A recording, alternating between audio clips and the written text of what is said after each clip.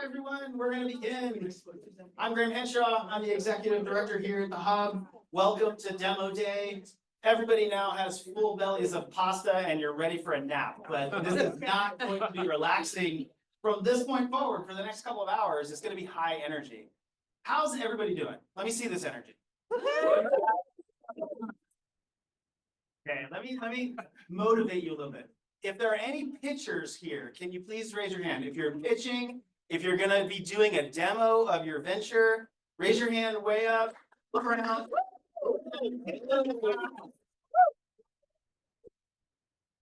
Our energy helps them, so bring that energy when they're up in front of the stage.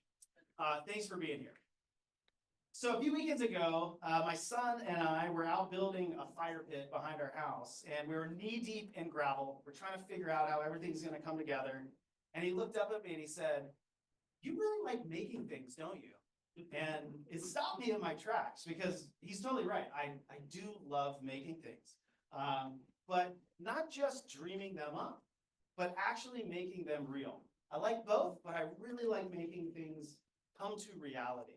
And it struck me that even my 8-year-old could see how much joy that brings me to bring things to life. And I know, actually, I build too many things at home. That's a conversation my wife and I keep having. But the instinct to build is what we're trying to cultivate here at the Hub. Our mission is to equip the William & Mary community with an entrepreneurial toolkit, a set of mindsets that Brandon's standing in front of, and skills that help people make progress on what matters to you all, right? Not what matters to us, but what matters to you. And it's that progress that gets us really fired up, helping people take those tools and build something.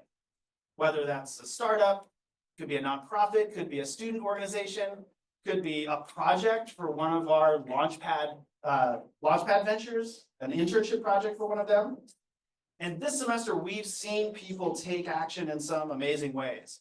And I'm going to call out just a few. I don't have time to call out all the different ways we've seen people take action and build something, make something real. But if you're in the room now and you hear your name, just raise your hand so we can see who you are. And that might be a conversation we want to have as the program unfolds. Hunter Harrison, are you here yet? He's not here yet. Okay. You'll see Hunter. He grew his team from 2 people to 10 people this semester. Hired William & Mary interns. He credits the Tribe Ventures Accelerator and Hub Mentors for their success. Shout out to the Hub Mentors, some of which are in the house. Raise your hands. There's a grad student named Derek. Derek, are you here? Derek's not here. I'm going to be 0 for 5. We'll see. Derek chose William & Mary partially because of the Hub. He built 2 ventures this semester, and he's working on a 3rd that's based in Ghana. So I think we've got some catching up to do with Derek. When you see him, you should find out how he's been able to take so much action in 1 semester. His words: "The Hub was my home, my office, my everything." I didn't pay him to say that. Grace J, are you in the house? Grace is here, student of mine. Grace completed every single one of our micro courses. So we have micro courses on these pillars of entrepreneurial thinking. She refined her thinking about a nonprofit. She prepped for a summer abroad by building this entrepreneurial toolkit that you're going to see on display today. I know I saw Zach Pasternak. Zach, are you here? Zach Pasternak? I love what he said. He calls the Hub Mentors, quote, the cheat code. The mentors are the cheat code for making progress as he grew his business, RVA Windows. If you need some windows cleaned or some pressure washing, Zach's your guy. Just being in the space sparked new ideas, Zach said. And then Tucker, are you here? Tucker Peters? No, you might remember Tucker from last semester. He pivoted the AI venture that he pitched in Demo Day, Gen EDU, from a B2C model to a B2B after he got a licensing offer this semester. Proof of the power of persistence and flexibility. Other people told me that they've started ventures or simply just found clarity on what's possible. And that's what we want to be about, just by being in the space and surrounded by other people that are building too. So if anybody's in the house today who's made some progress on something they're working on, thanks to an interaction with a mentor or any interaction with a Hub, just raise your hand and we'll give you a shout.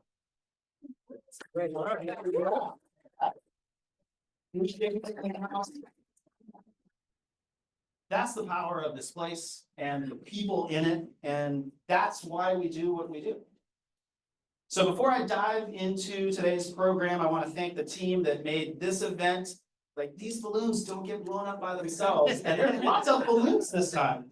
I want to thank the team that made this possible, and everything else this semester, in fact. And so our staff team at the Hub, they keep everything moving. We've got Brandon right there holding up the wall, Paige over here, and Emily in the back. Emily joined us just a few weeks ago. Welcome. Thanks for your leadership, for your dedication to what we're doing. And our incredible student partners, if you can raise your hands out there, Zoe, Michael, Harris, and Justin. We've got 2 new student team members as well, Bryce and Zaid. You all are the heartbeat of this Hub community, and we're grateful for the ways that you daily show up to support the mission that we have. And to all of you here today, thanks for being a part of this community. We are proud of what we're building with you, and we can't wait to see what you build next. With that, I'm going to pass it to Brandon to keep us rolling. Awesome. Thanks, Graham.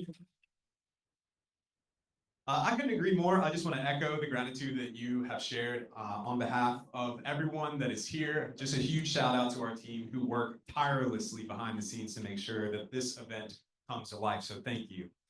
In addition to our incredible team and student workforce, I just want to recognize another core component of the team, mentors. If you would, if you can, please stand in the Hub. Please recognize these people. They are all volunteers, and their generosity shapes so much of our programming. They do topic talks, one-on-one mentoring sessions. They do guest speaking opportunities. They do networking, and they're supporting our event today as a judge in Rocket Pitch. Thank you so much on behalf of us all.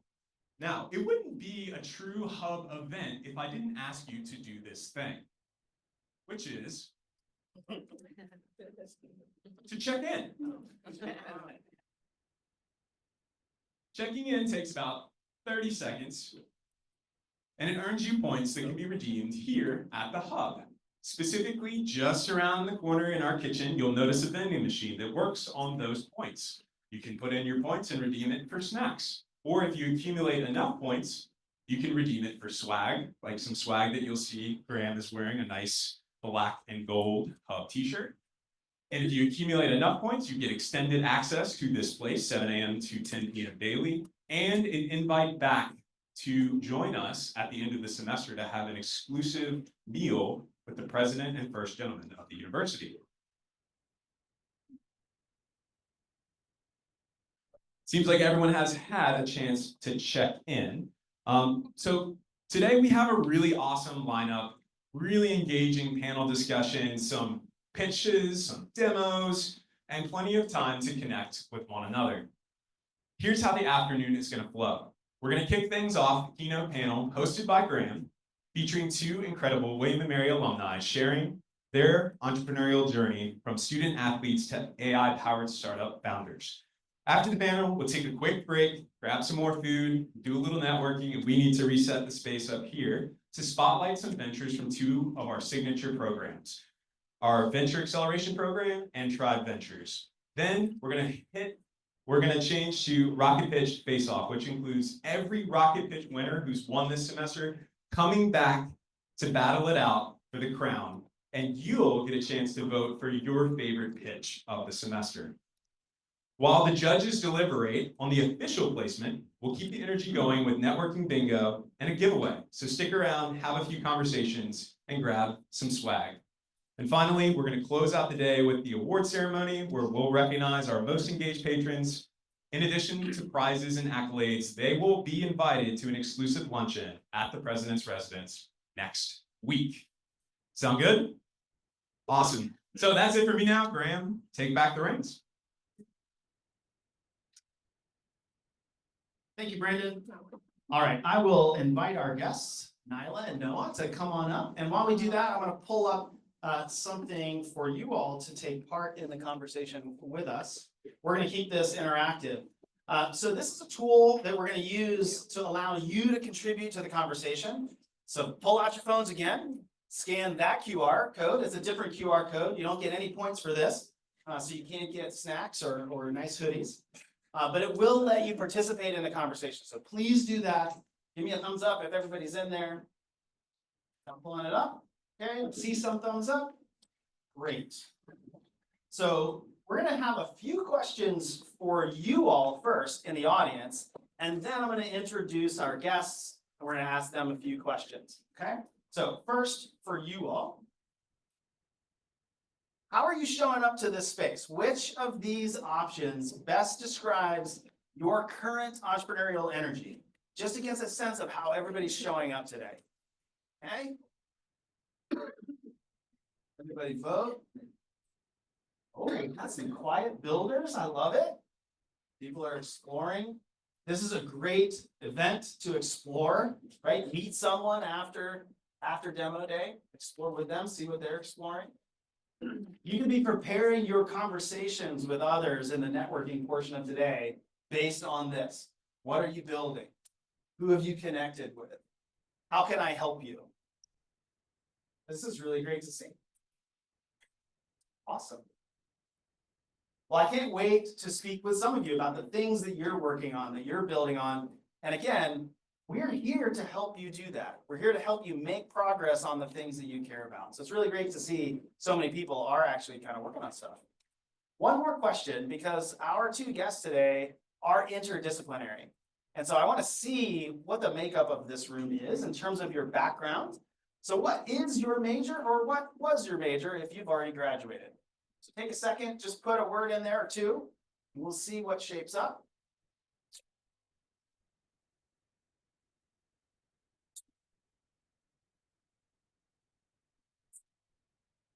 Finance looks like it might be the winner right now. Computer science showing up.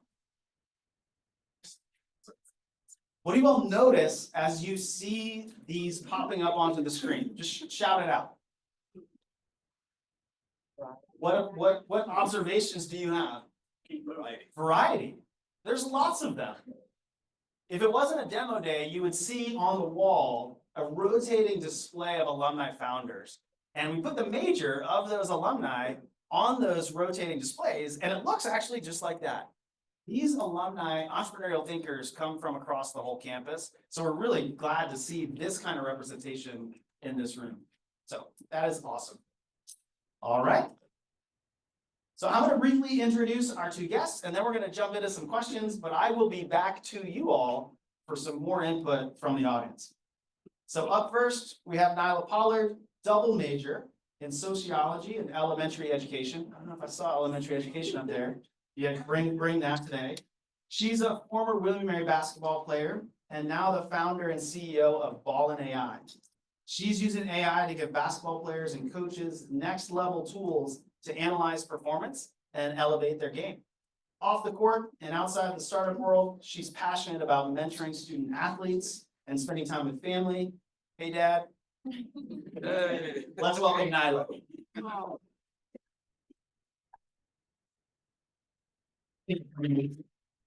And next up, we've got Noah Kim. He's also William & Mary alum, degrees in data science and anthropology, former football player, and now co-founder and CEO of Sport AI. His company uses cutting-edge neural network AI to break down fantasy sports performance and strategy. And on the side, if you couldn't guess it, he's a powerlifter and a coach who brings serious energy and focus to everything that he does. Give it up for Noah. Thank you both so much for being here. All right, I'm gonna put up this microphone, and this is gonna become yours, Nyla, and I'm gonna speak loudly. And Noah, you have one next to you, and it's on mute. So you just press the button once, should go green. Okay. First, just a really quick question for both of you. What's one word that your friends would use to describe you when you're deep in founder mode? Nyla, we'll start with you. You're deep in founder mode. How do they describe you? One word? I would say focused. I think that's an easy one, but it's true. Focused. Yeah. Yeah. All right. What about you, Noah? One word. You're in founder mode. I think my friends have said a lot of different things, but one thing is unbreakable. Unbreakable. Wow. Those are great words.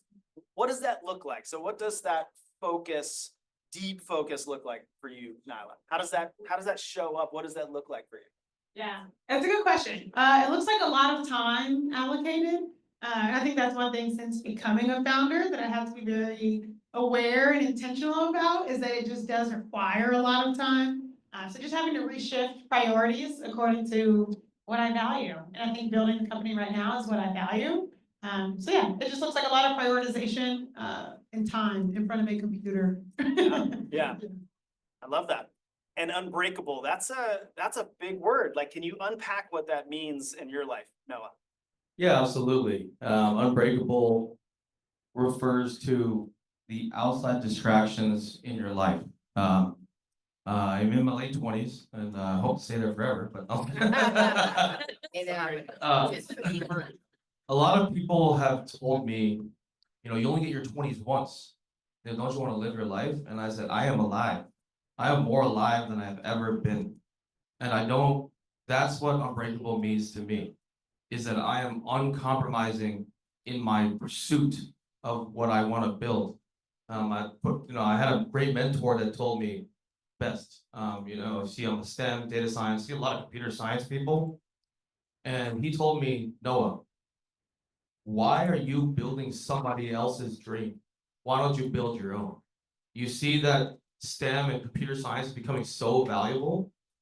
You need to realize your own value, because a lot of people cannot build what all these computer science and data science majors can build. I know I'm very biased, but we can build the technology.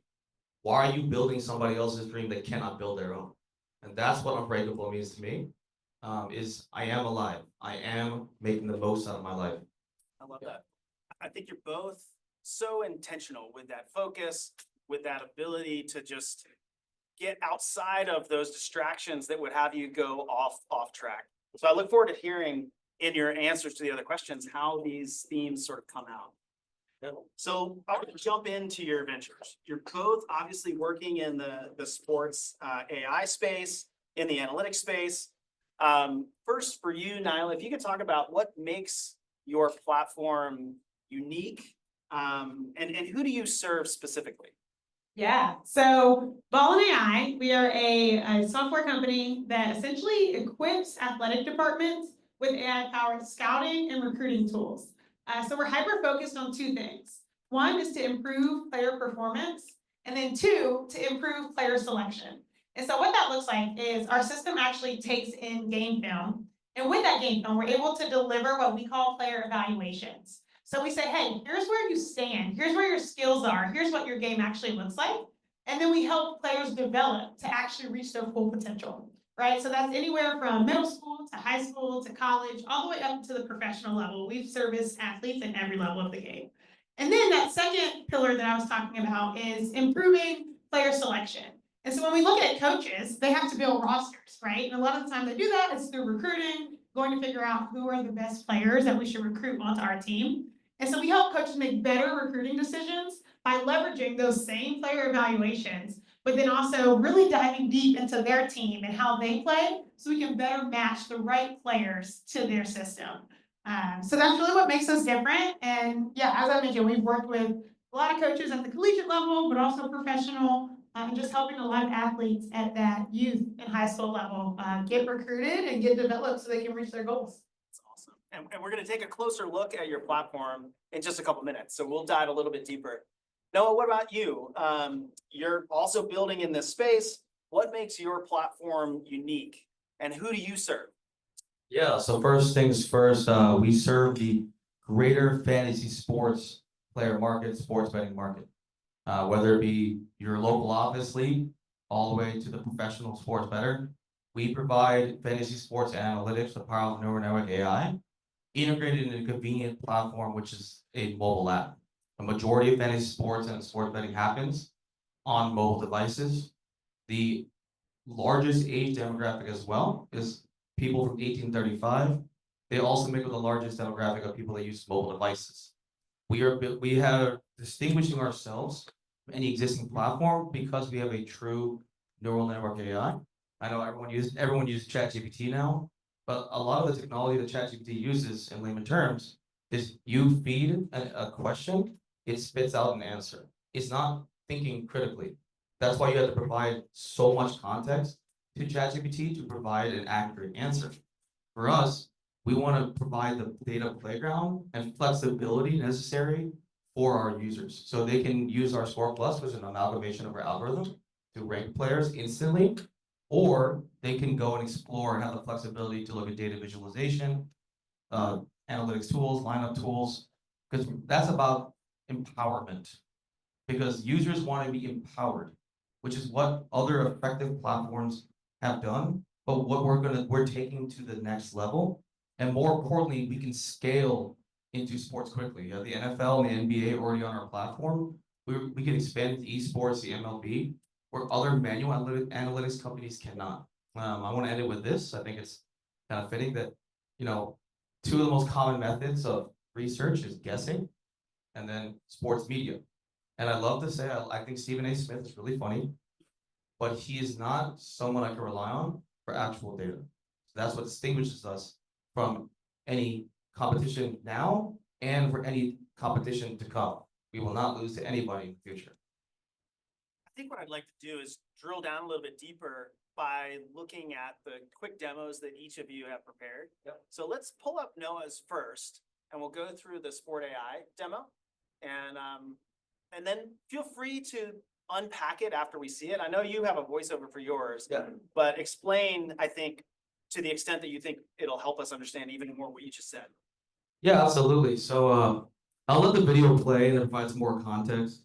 I just want to let the video play and then I can explain a little more. Hello, Drive family. Welcome to the Sport AI demo. Imagine you are on a fantasy basketball league. This is a real life Tribe alumni league. I would like to say I won. And you have the opportunity to set your lineup. For example, Pascal Siakam, great player, hasn't played great recently. I have to make a tough decision on whether to start him or even to find a better free agent. Look at this, Norman Powell, he's been on fire this season. But for both players, I don't really know the data. I only know what the media tells me, and I know they're both good players. So let's go to the Sport AI app. As you can see, we have a plethora of tools, but today let's use the compared lineup tool. I'm going to put Pascal Siakam in for lineup X. I want to see how he compares to Norman Powell. So I'll put Norman Powell in lineup Y.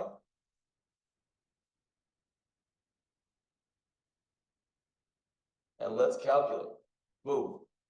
So even though Pascal Siakam might look like he's projected with a better score plus and be the better player to set up, I want to have some flexibility and more specifically look at how is the rebound, because that's something I want to focus on with my team and for some of my future lines. So I can go to their player profile, look at the data visualization, see the rebounds. Okay, Siakam has got a lot of good rebound performances recently. Let's go even more specific. He's playing Dallas tonight. How has he played against Dallas this season? With the power of Sport AI's neural network AI, I'm able to see all the statistical information and more importantly, make informed decisions. As a result, I'm liking how Pascal Siakam is looking, and I can share the result with my friends and get ready for the season. To provide some further context, this is why we wanted the platform to be mobile first. I'd like to say that we are the users and the users are us. Any successful B2C venture is going to be from the very customer-centric perspective. So you can see that with the existing technology, you're gonna have to go on your laptop, or you're gonna have to go, even if it's on your phone, you're gonna type in ESPN.com. You're gonna have to sign up ESPN Plus. And at the end of the day, that's not even real analytics. That is a bunch of analysts that come together in a room and say, I like this guy better. And that's gonna provide human bias and inaccuracy. So that not only wastes your time, that's not even accurate data.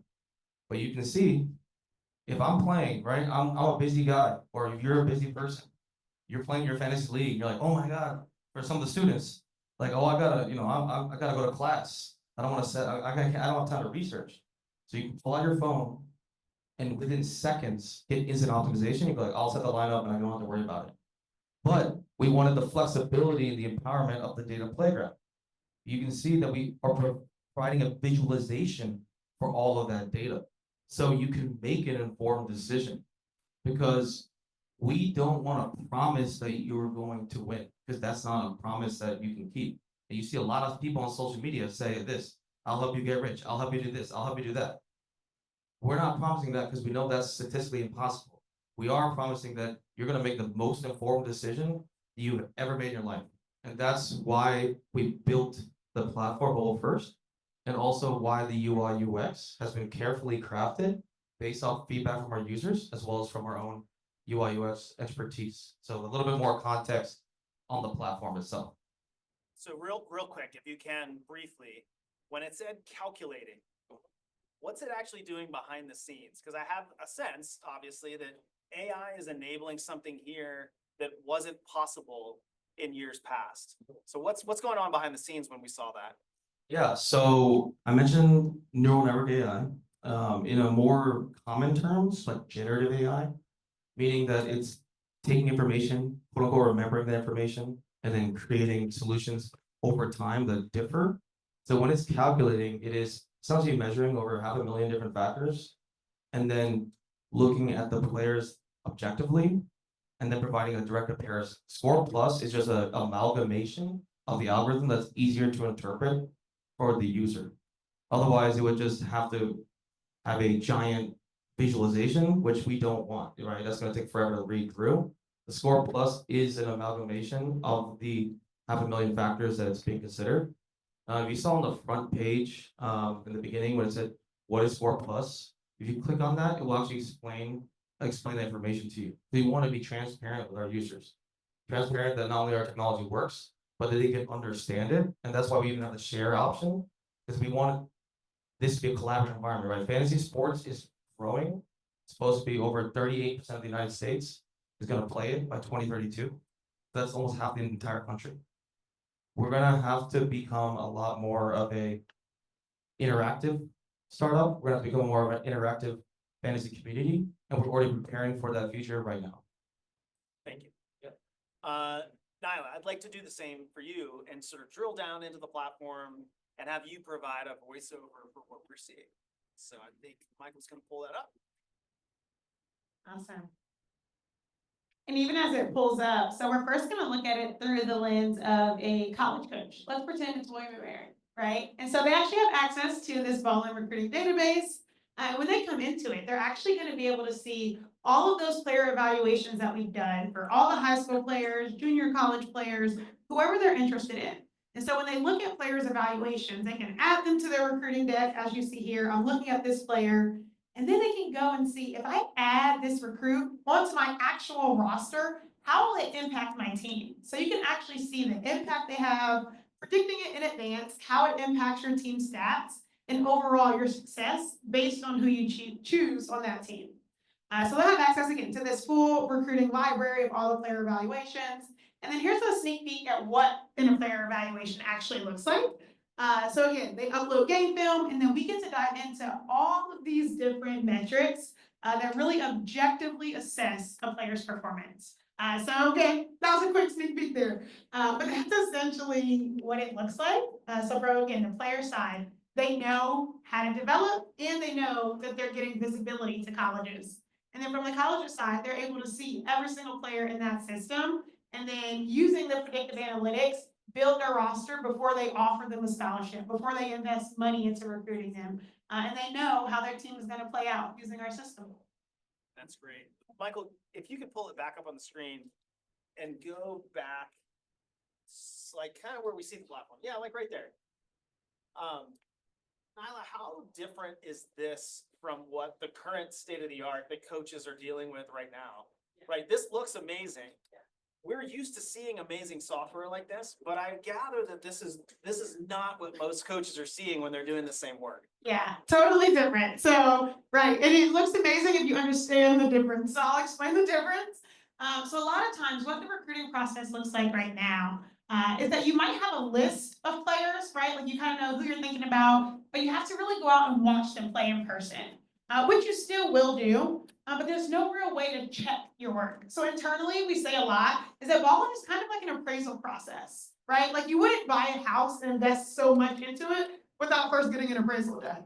And so when you think about who you're recruiting, especially in this climate where it's not just a scholarship anymore, we have NIL, which is the name, image, and likeness, where people are paying players up to millions of dollars, right? And so you're actually investing a lot in these players. And so how do you make sure in advance that you're making the right recruiting decisions? And so that's the data that we're able to give them that they formerly didn't have. It was a lot of biases and opinions. And we say, hey, you're a coach. This is your specialty. We trust what you do.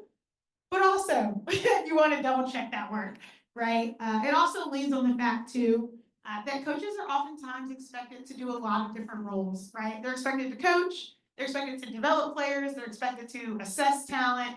And the reality is that you're not an expert at all of them. And so we're able to really step in as that expert evaluator or assessor and give them like a really good look into players through that lens. That does seem like a game changer, pun intended. And I think coaches would appreciate like seeing this. Do you get that reaction when they see the platform compared to, I imagine they're using spreadsheets and sort of cobbling things together?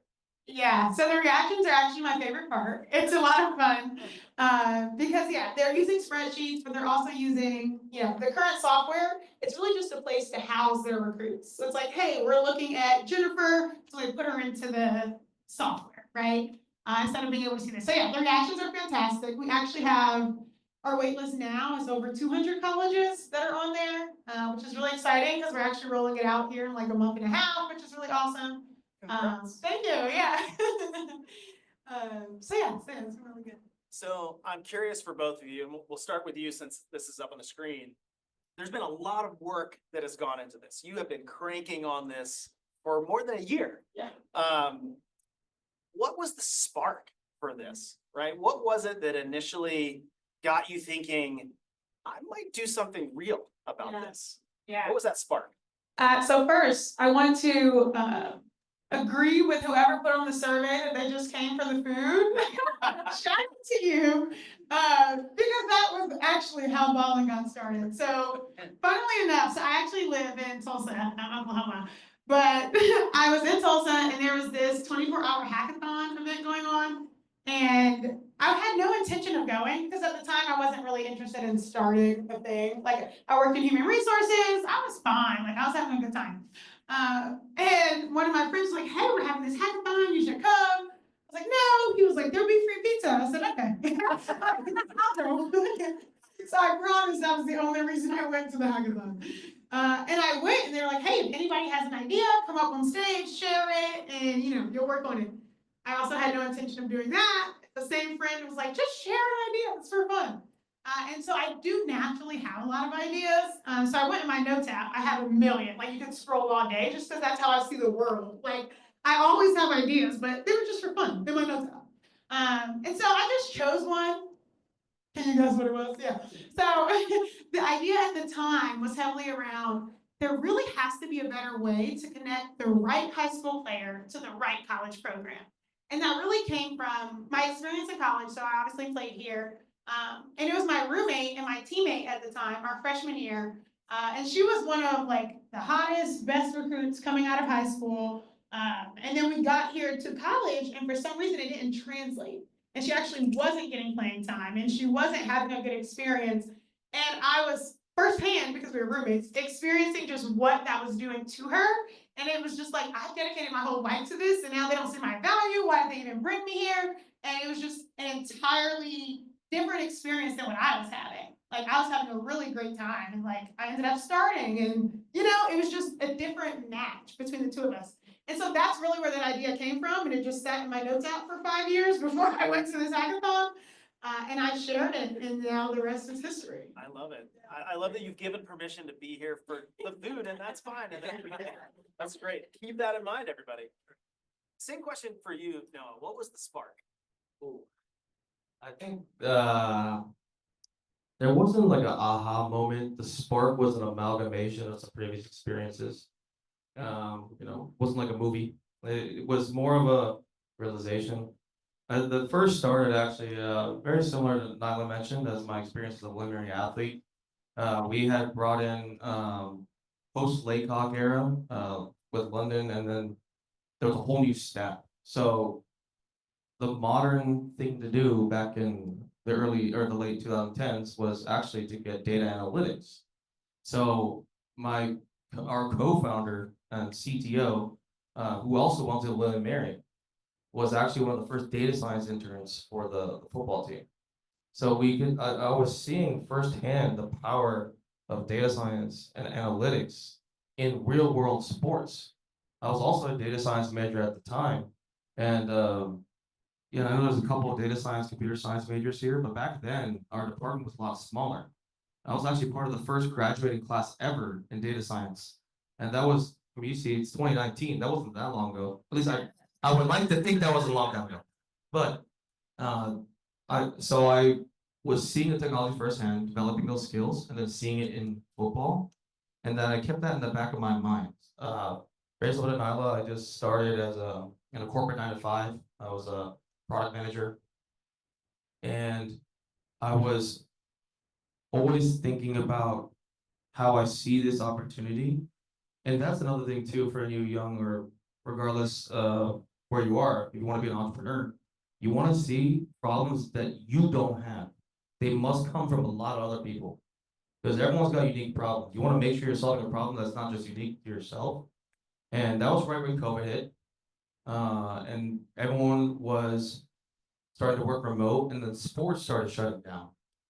And there was so much demand for sports and fantasy sports, particularly because it helps fans engage with the sports they love to watch.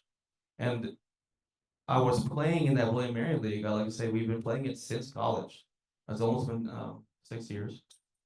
And I was seeing that a lot of people were complaining about the lack of data, the lack of information. So ESPN even integrated IBM Watson, and that failed horrifically because it wasn't IBM Watson's not a true algorithm. It is a manual analytics software. You put information in and it spits it out.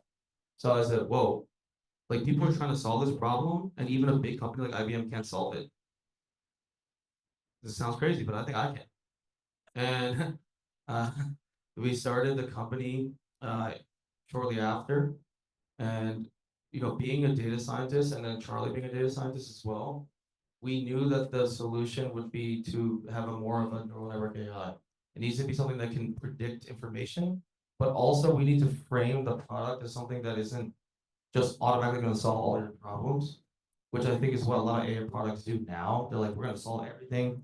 You don't have to think. But a lot of people that play fantasy sports play because it helps you engage with the sport that you're watching. So we wanted to bring that engagement aspect. And yeah, that's how I kind of got into founding Sporty Eye. It's so interesting because both of you have had this sort of lingering opportunity. It was in the back of your mind. It was in your notes app. Did you keep it in a notes app? Did you keep it somewhere else? Like you just had this thing that was bouncing around. Yeah. I'm curious, how many of you have like the equivalent of a notes app that's got ideas, problems I might want to solve? What was it that enabled you to do something with that one idea in the notes app or the thing that you've just been bouncing around in your head? How did you not talk yourself out of it? I would like to say I'm a very neurotic person. I just laughter. Anyone who goes to William Mary, is like a typical William Mary person, very cerebral, very neurotic. I overthink things. For me, it was more of if I'm going to overthink things, like how do I funnel that thought process into something constructive? Because I don't want to say that like I see people that like kind of get stuck, but I do. I see a lot of people get stuck in analysis paralysis, and they do that for their entire lives. And I saw that, and because I saw that in the workplace, and I was petrified. I was like, oh my, like that's scary. I was a bright-eyed little baby to them, and some people, even some of my closest mentors, they get very vulnerable. They're like, I think it's too late for me. They're like, it's too late. I wanted to found something in the 90s. I wanted to found something in the 2000s, and I never did. And that really made me like get into ultimate analysis paralysis mode. I'm like, oh my God, like I'm so scared. But what I did, the first step to funnel that type of analytical energy into something constructive was actually hackathon. There was a internal company hackathon that had open sign up. And I got some of my fellow, we were in a TDP program together. I got some of my fellow TDPs to form a team. And we submitted a mobile app that was supposed to be like an HR software that's supposed to organize the teams in the office. And we were going against people that were like senior iOS architects, directors, VPs, senior VP, and we actually won with a team with a less experience, average experience tenure of 2 years. And I said, whoa, like this is the first risk I took, but it was in a quote unquote safe space at work. And we're going against very talented people that have been working longer than I've been alive. Yeah. And I was like, it was almost like, okay, this is a green light. Like I think if I can lead a team here, let's take the risk. And then over time, I learned the skill of confidence, the skill of risk taking. And that's kind of snowballed into why Sport AI happened. Yeah. Because as scared as I was no longer afraid because I started to fuel my neurotic energy into building something instead of destroying myself. Love that notion of funneling that mental energy into something productive. I'm curious, Nyla, if any of that resonates, if any of those same things were what enabled you not to convince yourself not to do it, right? Because there's lots of reasons not to really go out there. Yeah. Why wasn't that the case for you? Yeah, and I love that. Shout out to hackathons. Yeah, I know. And I think I was a bit more of a slow burner. I went to that hackathon I told you guys about. We did end up winning first place, and there was a cash prize, and it was super exciting. But I thought it was gonna stop there. Like it was a fun one and done, and I was like, okay, we're good. But then there were people from hackathon who were following up, like, hey, are you gonna keep working on this? This is actually really cool. And so I was very uncertain. I didn't think that's what I wanted to do, honestly. And then a few short months later, the same company that put on that hackathon, they also run an accelerator program. So it's really awesome. And what they do is they actually invest 70K into 10 startups, and it's non-dilutive, so you don't have to pay any of it back. And the applications had become open, and I was like, should I do this? I wasn't too sure. Contemplated, prayed on it for a while, and ultimately ended up coming back and applying. And long story short, I got in. And that kicked off, that was maybe 5 months after that hackathon. And then after we got into that accelerator, that was our first, money that we got toward the company. We had to literally incorporate during the accelerator, like it was not serious at that point yet. And then suddenly it just got very serious. Within 2 months, I had actually left my full-time position doing human resources, and I was like, I love saying this, but I was full-time balling. And yeah, now it's been 2 years this month since I left. So yeah.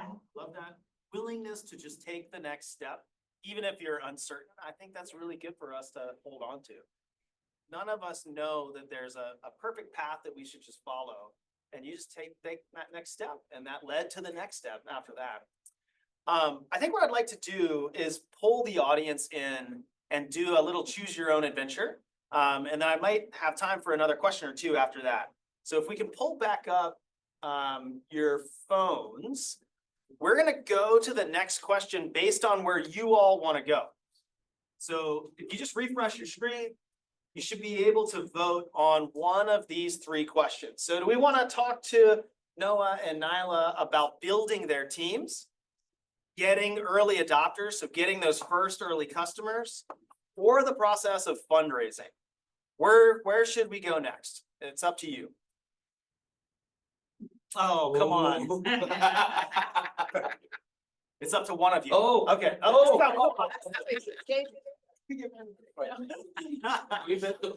panelists get to pick if there's a tie. Come on, who's gonna be the tiebreaker? Oh, okay. All right, we're stopping. We're stopping there. Getting early adopters. So Nyla, can you walk us through what it's been like to get your first customer, to get the first people to believe in you and establish that trust? Yeah, so it really started with customer discovery. I think we have to like almost go all the way back there.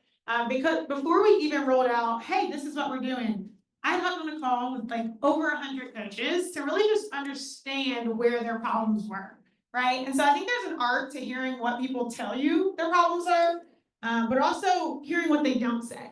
You know, it's like, oh, you haven't even thought that, but that's what I hear. And so anyway, through all of those conversations, then being able to come up with our idea and bring it back to them, like, hey, this is what we're doing. This is what you said. What do you think, right? And so really getting those early relationships built, that's how I spent a lot of the first year and a half of the company. It was just building those relationships, getting people excited and involved with what we were doing.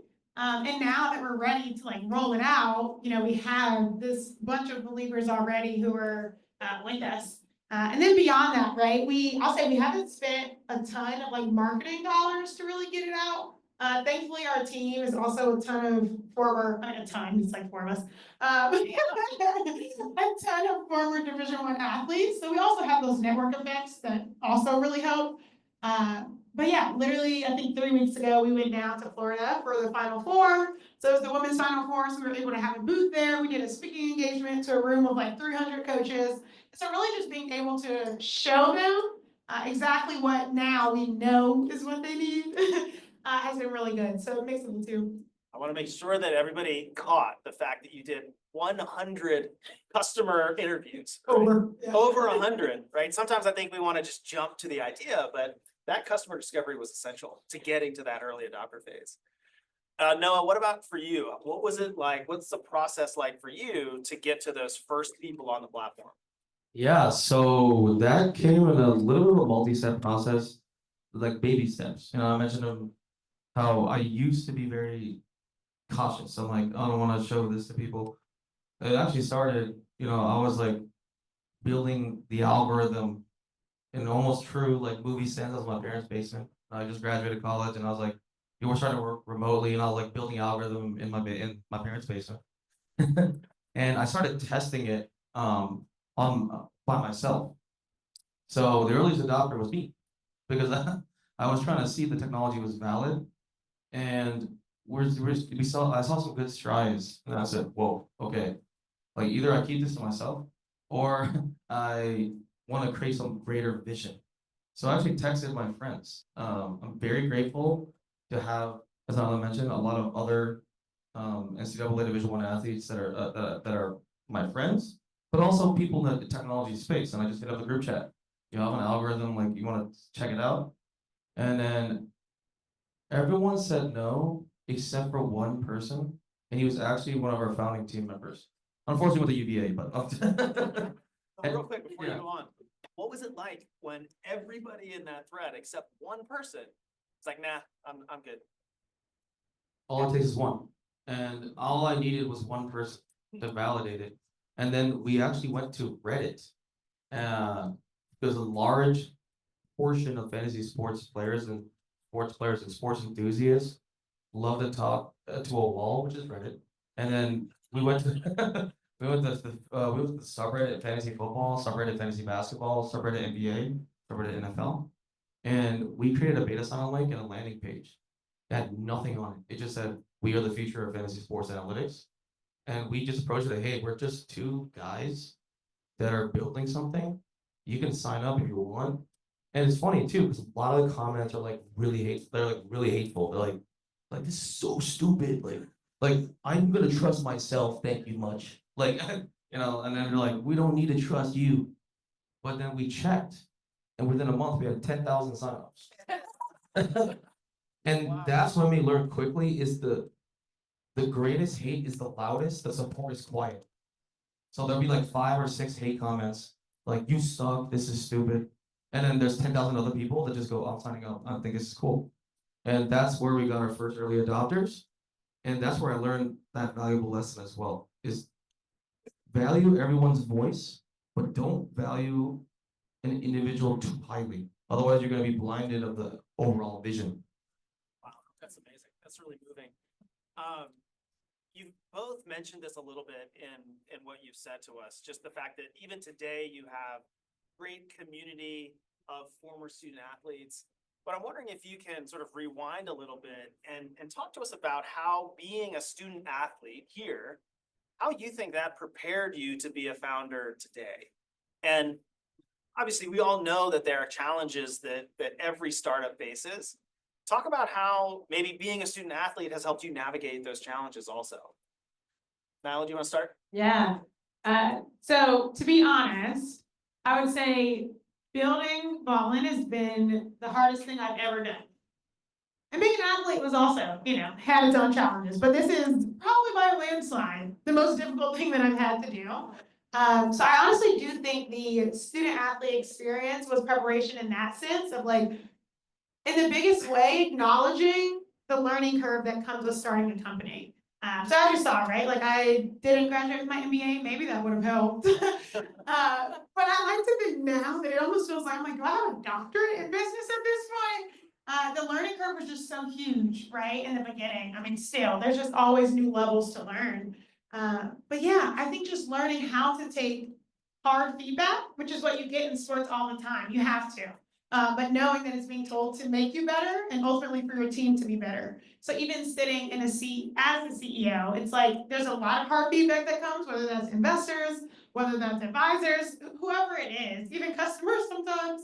But being able to know that, like, okay, whatever's being told isn't to break you down, not like the Reddit, different people. But it's not being told to break you down, but truly for the betterment of your company and your team, right? So I have to take that information and then figure out what to do with it. So I think from that lens, right, leading a team and doing all that has helped translate.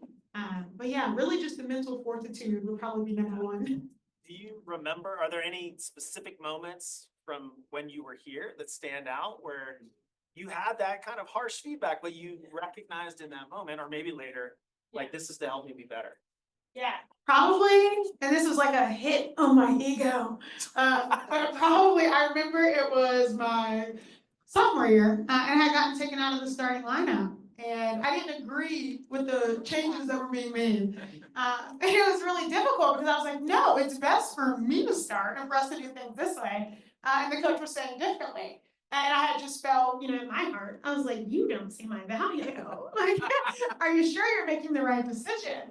And so I think honestly navigating that though, and then having to just come to the resolve of, oh, this isn't like, I don't call the shots here, but whatever you think is best, it isn't about Nyla, it's about the team. So if you think this is best for the team, then I just have to play the role that I'm assigned. And it wasn't that I wasn't playing at all. I was just coming off the bench. And so it's like, is it about your ego right now or is it about the team winning? And I just have to submit to whatever the coach is saying. And so I think now I'm in a place where it's also, I think true leadership truly does come through serving, And so more than I even see Nyla calling the shots for Ballin, a lot of it is what is best for our customers, what is best for our advisors, what is best for my employees, and really submitting to that beyond what I just want to do. Well, I think in that way, like that experience was formative. It seems like you're leaning on that today. Same question to you, Noah. Yeah. What do you think it was about being a student athlete that may have prepared you to navigate startup world, including the challenges? I think there's three particular things. The first one is the time management skills I developed being an athlete was truly what equipped me for now and in the future. I know a lot of people say it was a 40-hour work week, but it was. And I wasn't some superstar, right? I came into campus, William Mary was the only Division I school that would have.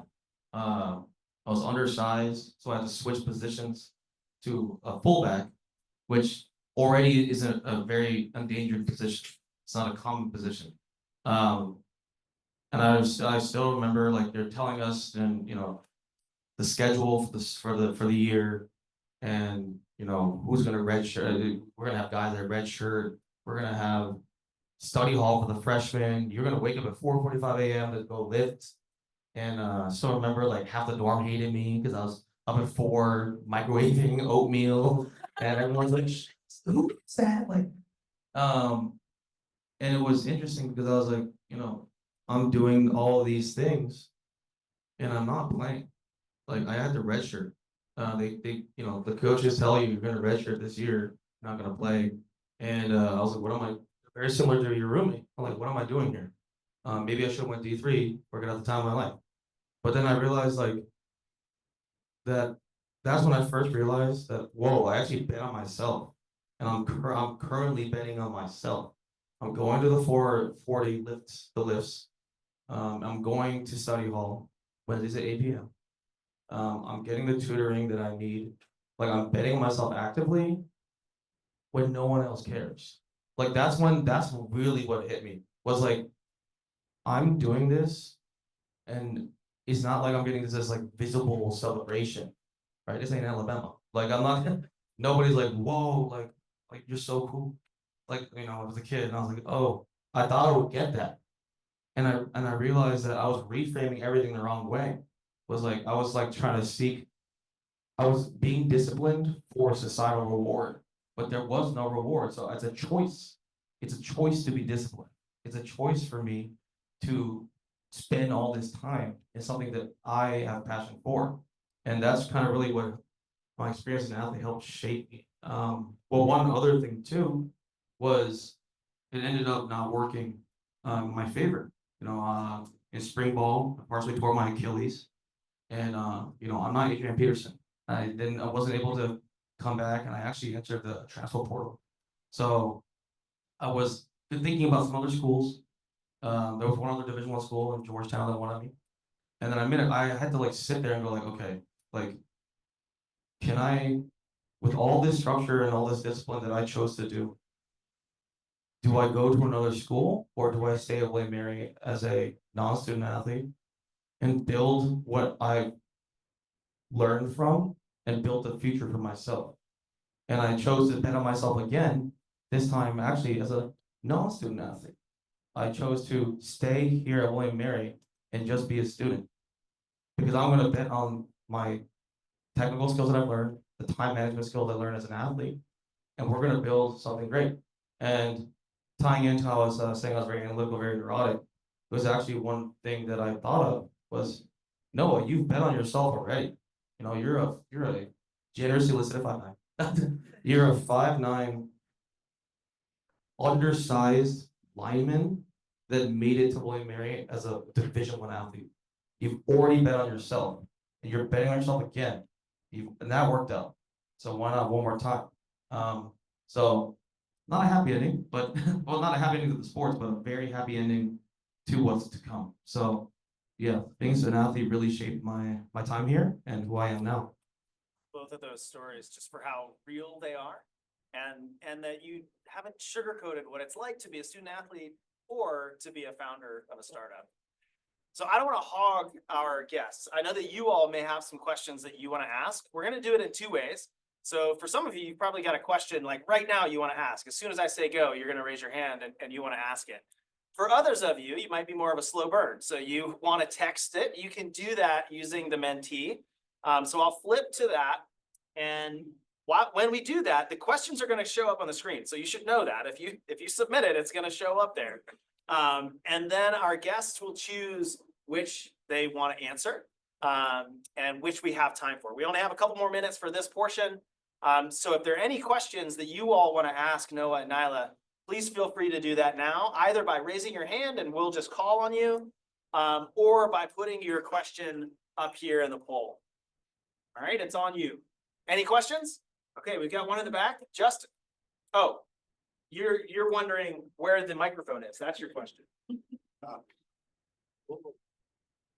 Oh, you have an actual question too? Yeah. Oh, great. Oh, hands. Thank you guys. That was a great talk. I actually have a question, I guess, for both of you. So for Nyla, there are both similar questions about like buying a client or buying in your client. So for Nyla, it's like when I was listening to your venture, it like popped into my head of the movie Trouble with the Curve. So I was wondering like how do you buy in recruiters that are like bought into the legacy model? Like I have to go watch the players in person. I have to like I will not do anything other than watch the players. I do not believe in data. I do not believe. I want to watch them in person. So how did you buy those people in? And then for Noah, of course, I'm sure you know the app Reel. I use the app Reel all the time. So how did you differentiate from those people who already use like data and AI into their systems? I know they're not they're more into like sports betting, but I'm sure I use it for fantasy football and basketball too. So those are my questions. Yeah. I'll say first, so our ideal customer profile does happen to be those coaches who do fare a little bit like younger, newer to the sport, and are very excited about AI, right? Those are very subjective terms, so it's a little more clear than that. But for those people who are like, hey, I actually have done my ways for 50 years and I don't really want to change there, it goes back to what I was saying about that appraisal process, right? We don't want you to stop going to the games or recruiting the way you do. If you believe in your system, run it, but also check it, right? And so I will say our first like paying customer is one of those coaches who are like, I've done things this way for forever. And it was actually her Domo, which is the director of basketball operations, who was like, no, I really believe in this. Like, I think it could really help us build the right roster. And so also getting other champions on their staff who bring it to them. And then they're like, no, we think we can really help. This could really help us. And so then we're able to hop on a demo with the head coach, who would be one more like someone who's more speculative. And by the end of it, she was sold, you know?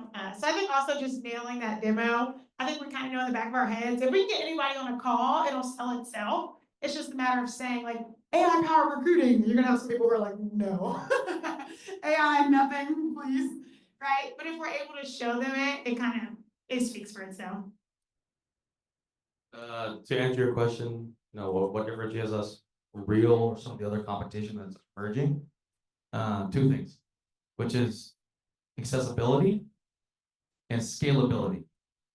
Companies like Real, in the short term, might be gaining a lot of steam, but they're not very accessible.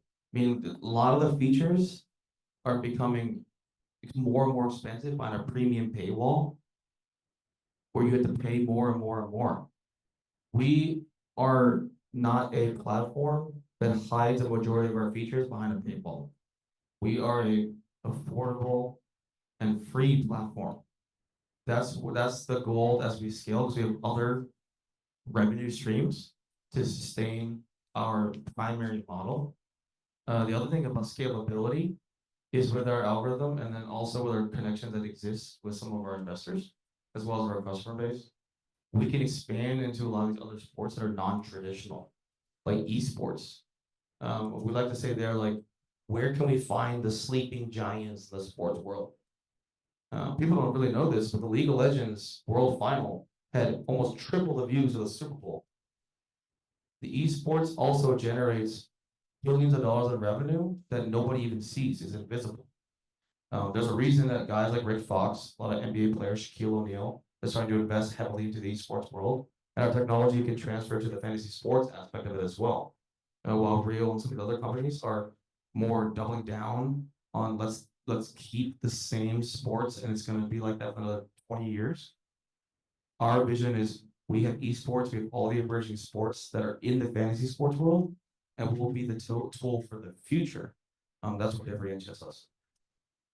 So I think we're gonna try to land this plane by answering one of these questions, and I think there's one that might easily relate to both ventures. And this will be the last question. And then if your question didn't get answered or you have one in your head, find Noah and Nyla. We're gonna take a break between this portion of the program and the next. Find them or find them afterwards. But what's one of these that you think you could both answer in maybe 30 seconds or less each? But I think the first one.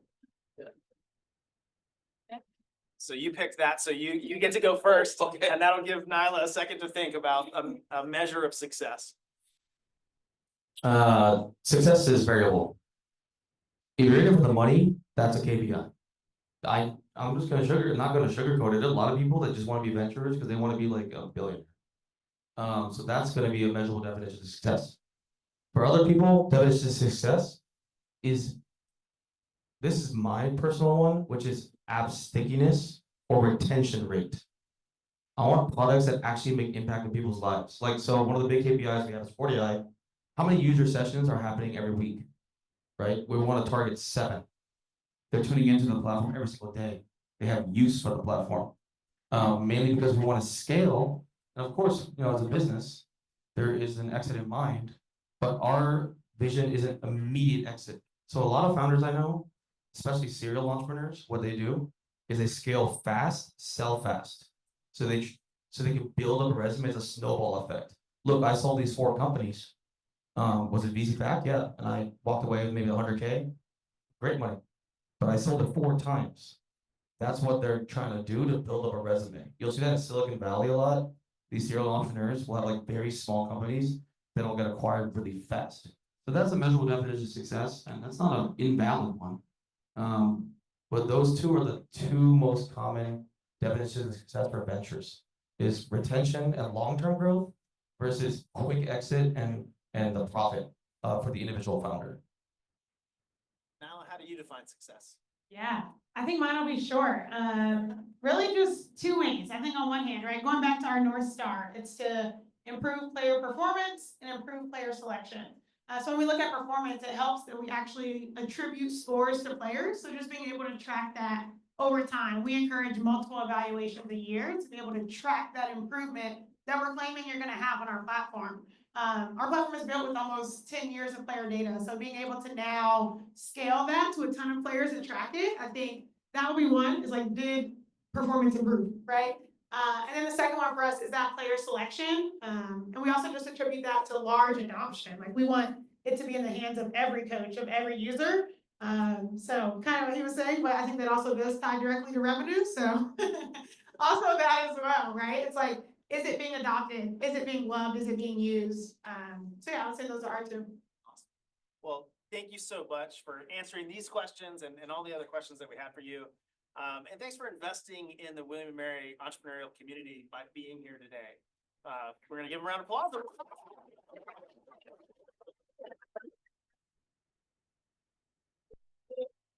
Quick break, and while we reset the room, if you want more food, I think we still have some. If you want to throw stuff away, you can do that.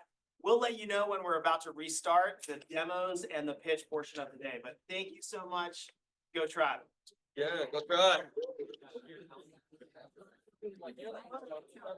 All right, let's grab a seat or a good place to stand.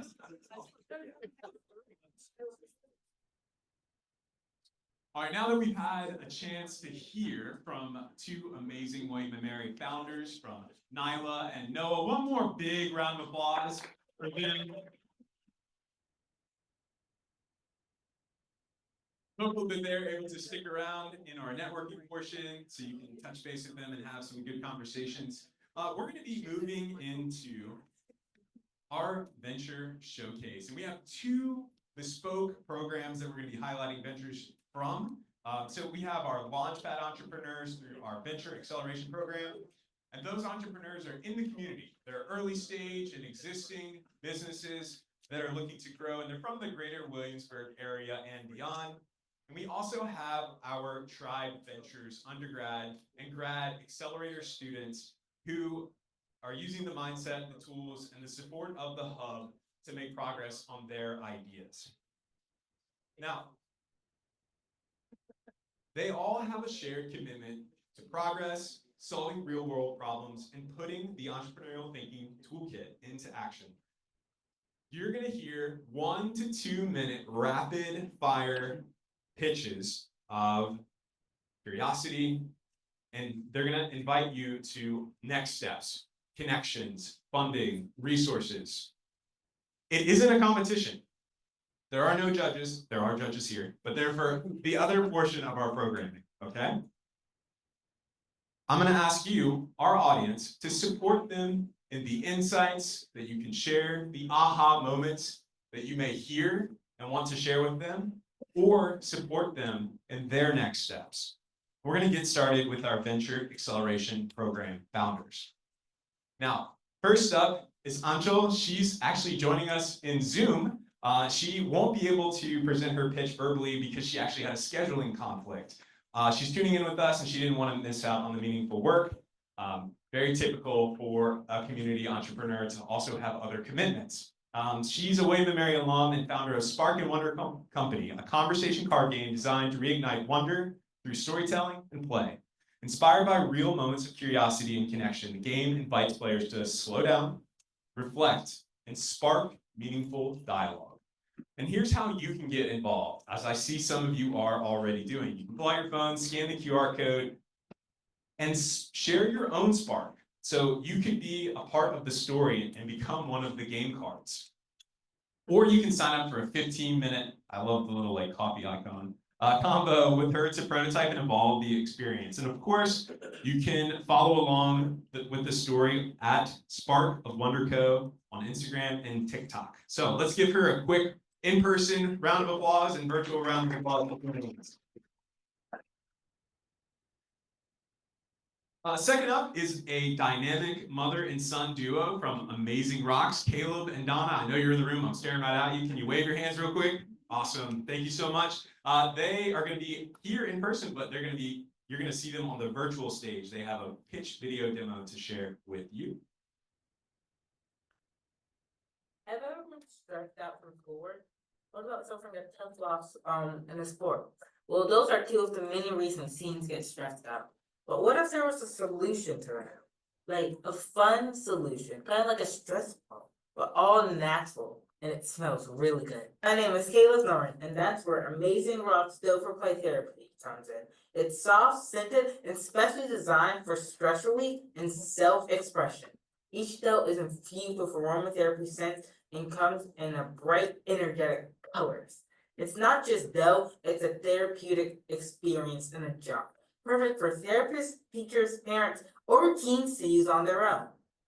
I started this business when I was 10 years old. I am now 14, and I created therapeutic scents like lavender, orange, rosemary, and fun scents like bubblegum, cotton candy, and monkey parts. We run a workshop, have t-shirts, and are working on a journal, all built around the power of Play-Doh. We've gotten great feedback from the schools and therapists, and teens actually want to use it. Our vision is to get Amazing Rocks into schools, therapy offices, and homes across America. Now you can help with this by testing it, stocking it, helping us perfect it, or just playing it with it yourself and spreading the word. If you care about the teens' mental health, or you just want to help teens in school environments, come join our mission today. Woo! Wait, anyone?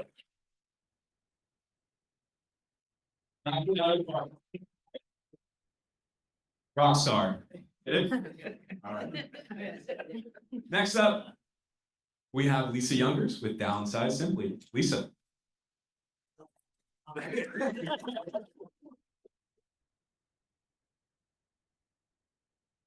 Downsizing sounds simple. You just get rid of what you don't need, right? But it's full of logistical and emotional challenges, especially when you're helping a parent.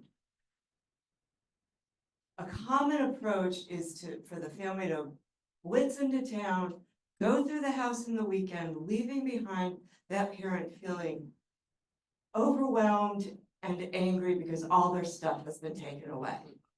On the other end of the spectrum is when overwhelm sets in and nothing gets done until it's a crisis. Fortunately, help is available. I'm Lisa Youngers, owner of Downsize Simply. I work with my clients to create a downsizing plan that works for their individual needs so they can downsize in a manner that feels comfortable to them and focus on what is important. As one client said, it was like a huge weight was lifted from me. Now I can focus on mom instead of just her stuff. So when you are ready to downsize for yourself or a loved one, reach out and schedule your complimentary consultation. Thank you.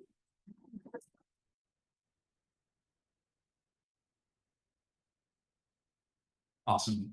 Thank you so much, Lisa. Next, we have Jara Clark joining us for Fit Goddess Tribe. Jara, come on up. I always want to say good morning, but it's not morning time. I think I like morning better. So I always get nervous doing these things, right? You guys don't know me, but when I moved here, I was 17, overweight, like 200 pounds, stressed, depressed, and homeless. but I came from like a decent family, single parent home. She was an educator, 33 years in the sped education. But even she warned me not to be a teacher. It took me a degree, multiple certifications to verbalize something that I couldn't as a child. I said 80% of teachers and 70% of students are overly stressed. Biopic communities are facing trauma, they lack resources for wellness and education, and it's really causing turmoil in our world. Not to mention, boys of color struggle with emotional expression, confidence, and they're limited to safe, empowering spaces. So what do we do to that? Big Guys Tribe creates trauma-informed, culturally relevant wellness programs. Now, our youth programs create safe, structured places that promote emotional intelligence, confidence, and creativity. We offer custom workshops and classes for schools and our community partnerships like TAO, that's Tidewater Arts Outreach, HRCAP, which is Hampton Roads Community Action Plan, and our newest partnership with Safe Haven Empowerment Center in Newport News. We also do hybrid, so we're not just in person, we can bring these workshops to anyone, anywhere. If you're ready to empower your team, whether it's your family, your staff, your community, please scan the code, join the tribe. We'd love to help you reduce stress in your community and make a brighter future for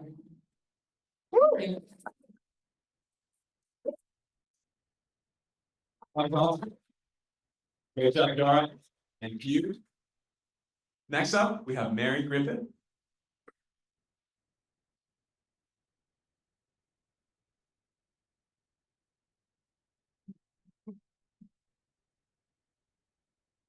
Who loves chocolate? Right. You've heard it said that life is like a box of chocolates and you never know what you'll get. Hi, I'm Mary Griffith. I'm the owner of Virginia's Finest Chocolates, and I offer chocolate education. Programs where you do know what you'll get, and that will help companies and nonprofits to retain and engage their people and groups. Through sharing things like chocolate history, cultural storytelling, guided and curated tastings, these niche offerings will help contribute to an employee thriving and a better work culture. I've heard stress be a theme here with all these businesses, and that's where we're aiming as well. So we help make team building, appreciation events, and socials engaging, affordable, tasty, and most of all, fun. And the best thing is we bring it on site to you with our over 30 years of experience in being a chocolatier. So let's heighten the morale levels and create a sense of belonging, one delicious chocolate at a time.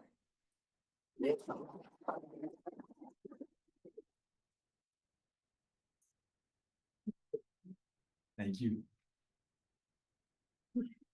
This is her QR code if you want to get in touch with her and her contact information. I'm going to leave that up just for a second.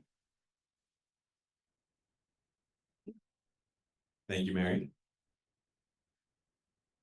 And that wraps it for our community entrepreneurs. One more time for our community entrepreneurs.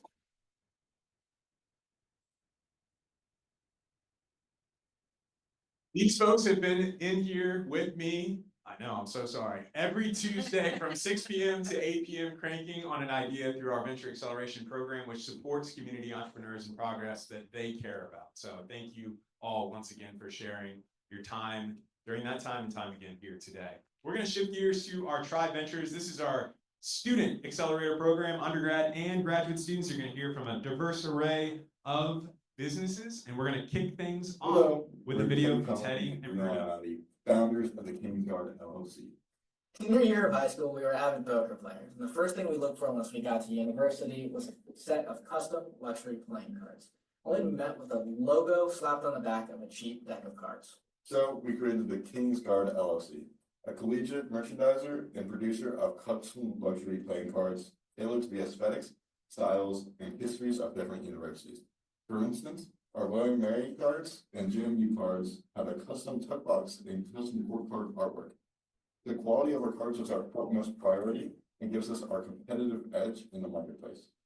Currently, we sell to William Mary and James Madison University retailers and bookstores, and have Virginia Tech cards in production. These cards make great gifts to put in gift baskets, for bundles, for alumni, admitted or prospective students, or anybody involved with William and Mary engagement and outreach. We just received a license to sell internally at William and Mary, and we'd love to work with you. So please reach out to us at the QR code on screen. All right, let's give it up for exciting. Appreciate it, guys. Next up, you're gonna hear virtually once again from Aiden with Diatom Matter. Hello, everyone. Thank you all very much for being here today. My name is Aiden Lucas, and I, along with Dr. Hannah Schneid, represent Diatom Matter. So, if any of you guys have ever looked at a pond or a stream and seen that slime on the bottom or in the water and gone, ew, what's that? Well, I'm here to tell you that we can actually take that slime, if you will, a form of algae, and actually use it to make glass, all at room temperature and pressure with no furnaces needed. And better yet, we can actually take the glass from that algae and use it to make bricks, odd shapes, or even extruded shapes in any geometry you so choose. And it's both extremely lightweight as well as heat resistant and capable of having a high surface area. That means we think it has applications in heat shielding, pollution remediation, and even potentially the chemical industry. So if any of you have connections in that to help with customer discovery or networking, by all means, we would love to hear your feedback. And if you have either that or any questions, please feel free to contact me at the QR code up above. Thank you again for your time, and I hope you have a wonderful day.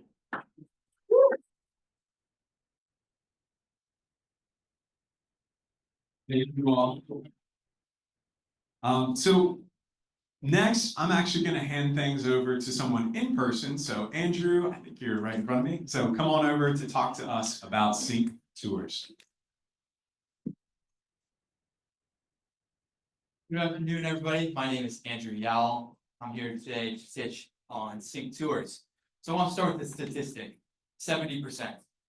70% of high school students say that one good college tour could completely change their college track from a school they never considered before. That means one visit, one conversation could change somebody's entire life track. But college tours today have become crowded, impersonable, and they don't help the individual students realize that they're going to fit in there. And that's why I created Sync Tours, to help every high school student connect with a college student in a one-on-one setting so they can learn in a personalized area where they can ask their guide the questions they want to hear. They can ask what they want to know about. They're not getting something forced down their throat from whatever is going on in the tour. So to give you an idea, instead of just going to see Swim Library, yeah, you know where it is, you know where the history of it. The goal with the Sync Guide is you can get an idea of what it's going to feel like to be in there on those late nights. Same thing goes for Sunken Garden. Instead of seeing the beauty, looking at what it's like, you can envision the memories that you're going to create down the road.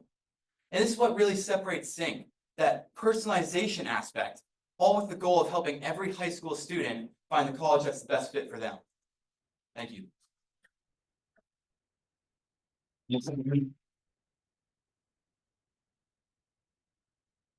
Next, we're going to hand it to the team at Thrillsburg.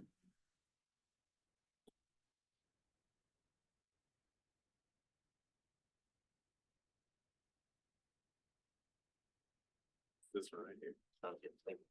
Good afternoon, my name is Andrew. And my name is Zaid, and we're with Thrillsburg.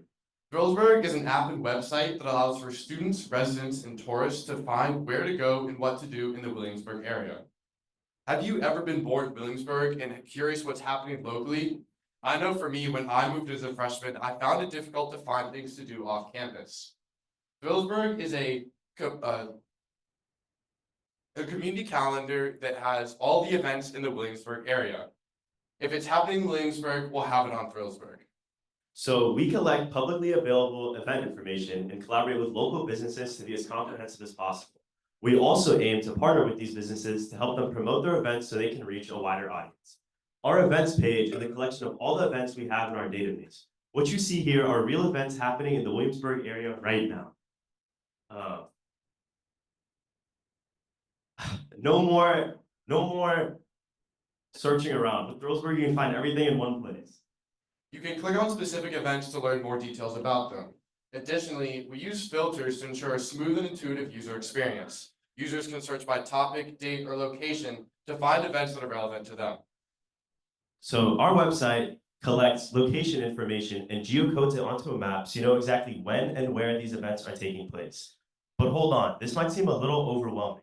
Let's just say you're interested in live music. You can use the filters on these pages to find music events that are only happening this week. In the future, we also plan to partner with our Thrillsburg partners and show in-depth information about their businesses on this page.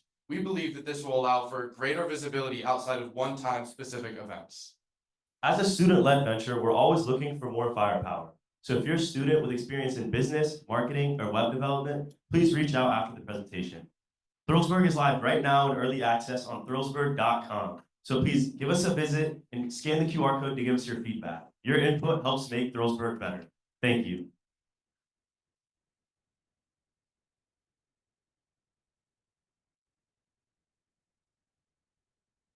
Awesome. Thank you, guys. Next up, we have Zach talking to us about RVA windows.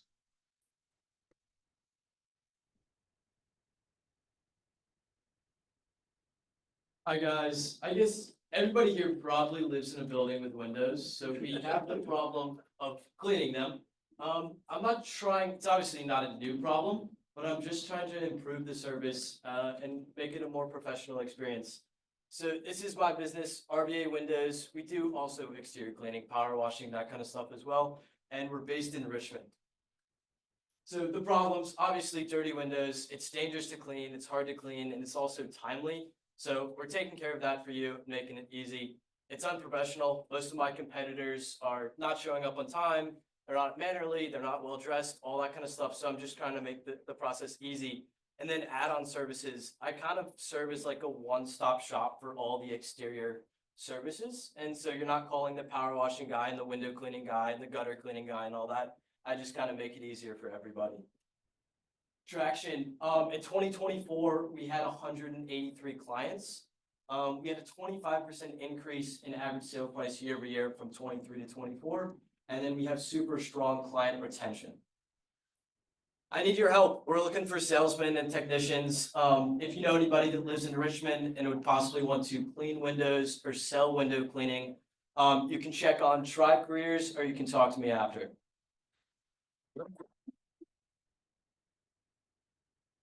Good job. Very good.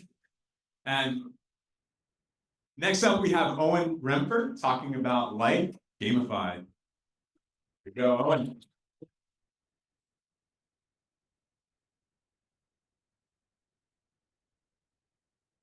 Know that feeling when you take a short break from studying, right? And then you spend just a few scrolling through Instagram, watching reels, binge watching, all those things. It sucks.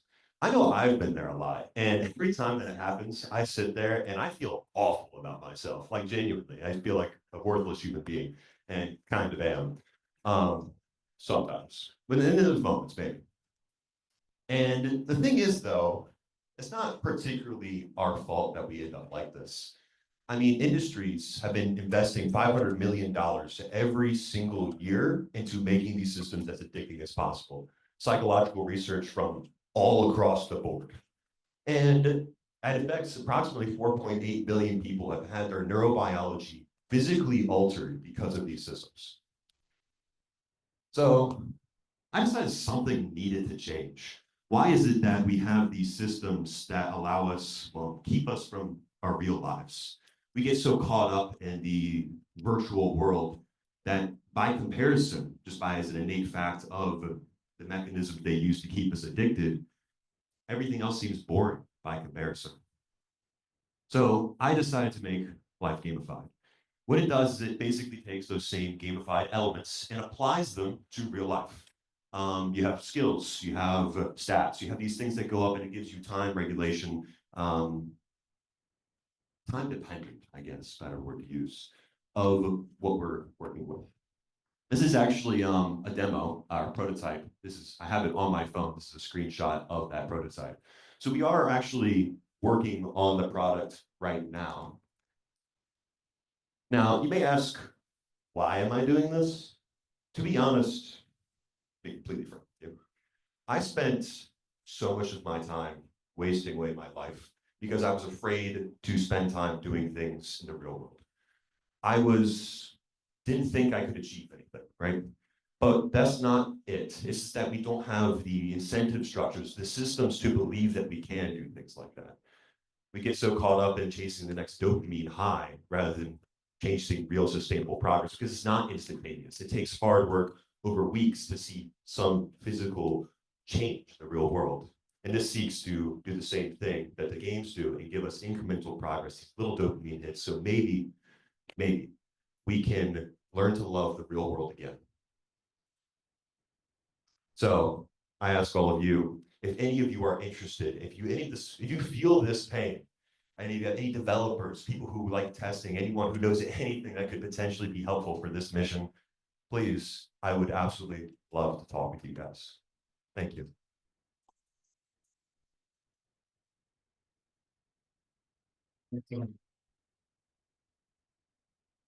All right, one more big round of applause for all of our Tribe Ventures.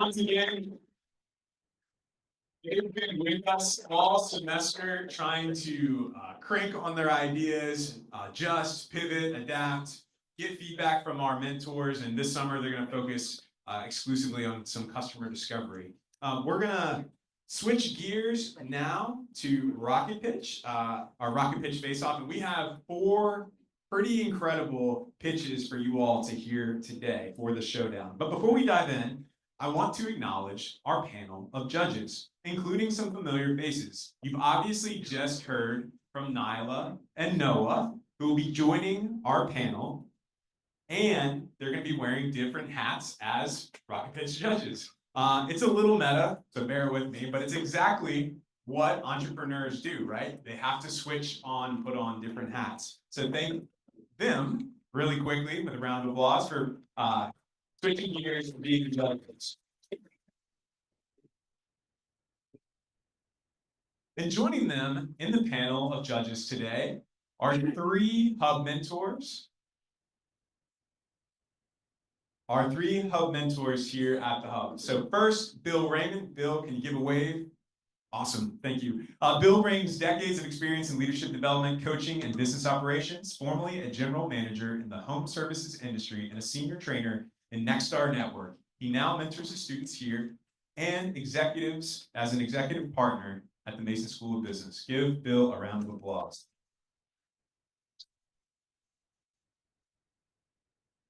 Mike Desher, give us a wave. Mike has a rich background in trade show marketing, commercial printing, product launches, and executive training. He's a powerhouse of strategic thinking, made me lose my place, and brand building. Through Media Group, he helps companies execute high-impact promotional events and deliver dynamic visual storytelling, always with an entrepreneurial edge. Thanks for being here, Mike.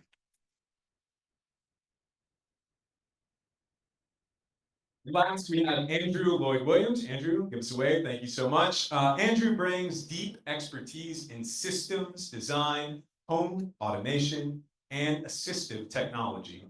A Cambridge-trained mathematician and seasoned entrepreneur, he helps bridge the gap between high tech and human need. A longtime executive partner at the Mason School of Business and hub mentor, his problem-solving insights elevate every pitch he hears. Thank you for being here, Andrew.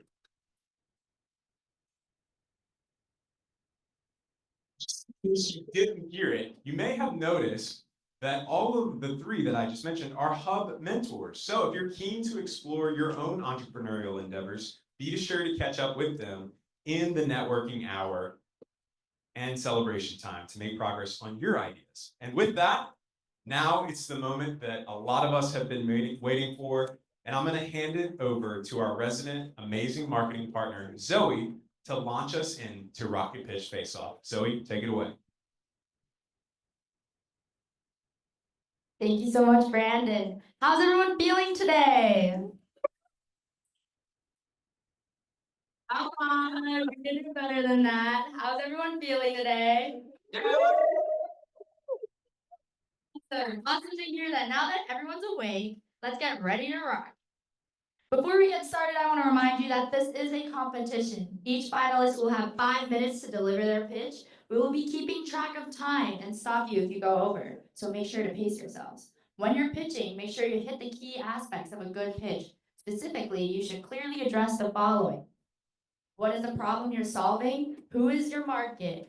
What does a competitive landscape look like? What is your solution? And finally, how is your delivery? Are you clear, engaging, and convincing? After each pitch, we will have 2 minutes for questions from the judges. So be ready to defend your ideas and answer thoughtfully. As for the prizes, take a look. Oh, wait, it's up there. Okay. First place will receive $1,000. Woo-hoo! Second place will receive $400. Third place will receive $100. And fourth place will receive a framed certificate to celebrate their achievement.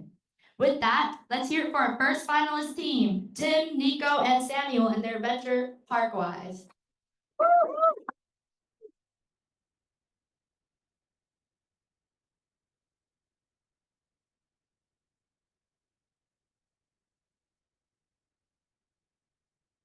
All right. We ready? Ready. Cool. All right, yeah. So my name's Tim. This is Nico, this is Sam from the B School, and together we're Parkwise. So, yeah, parking's broken. So we know that 70% of colleges across the United States have significant problems with parking. And with that, you are actually expected to spend 17 hours per year looking for a spot to park. Now, along with that, nationwide, 30% of traffic is actually caused by cars circling around and looking for, guess what, parking, and 40% in dense urban areas. So what that means is you're spending $345 in wasted fuel every year looking for parking. So, along with that, campuses often have plenty of overflow lots. Now, these overflow lots are often not utilized to their capacity. Why might that be? Well, nobody knows where they are. And that's where we come in. So our solution is live radar of open spots. Basically, we have an AI system that integrates into AI cameras. And from that, we can detect and monitor vehicles. And then we can also use our live recognition to determine occupancy of lots. So from there, I'm going to pass it off to Sam, and he's going to go through the solution. Thank you, Tim. So just to start out, how it works. I know this looks really complex, but what we're looking to do is we're looking to give every parking lot their own brain.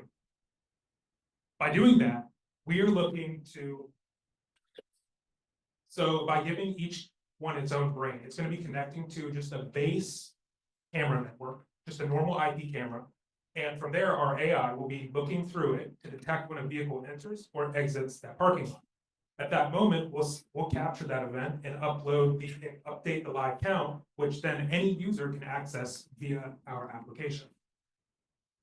And as to why we win in this scenario, so right now, the big parking players were off of 2 scenarios, either expensive stall by stall sensors that can go bad, that can fry, or they use LPR systems, which have to deeply integrate into the company's privacy and their integration.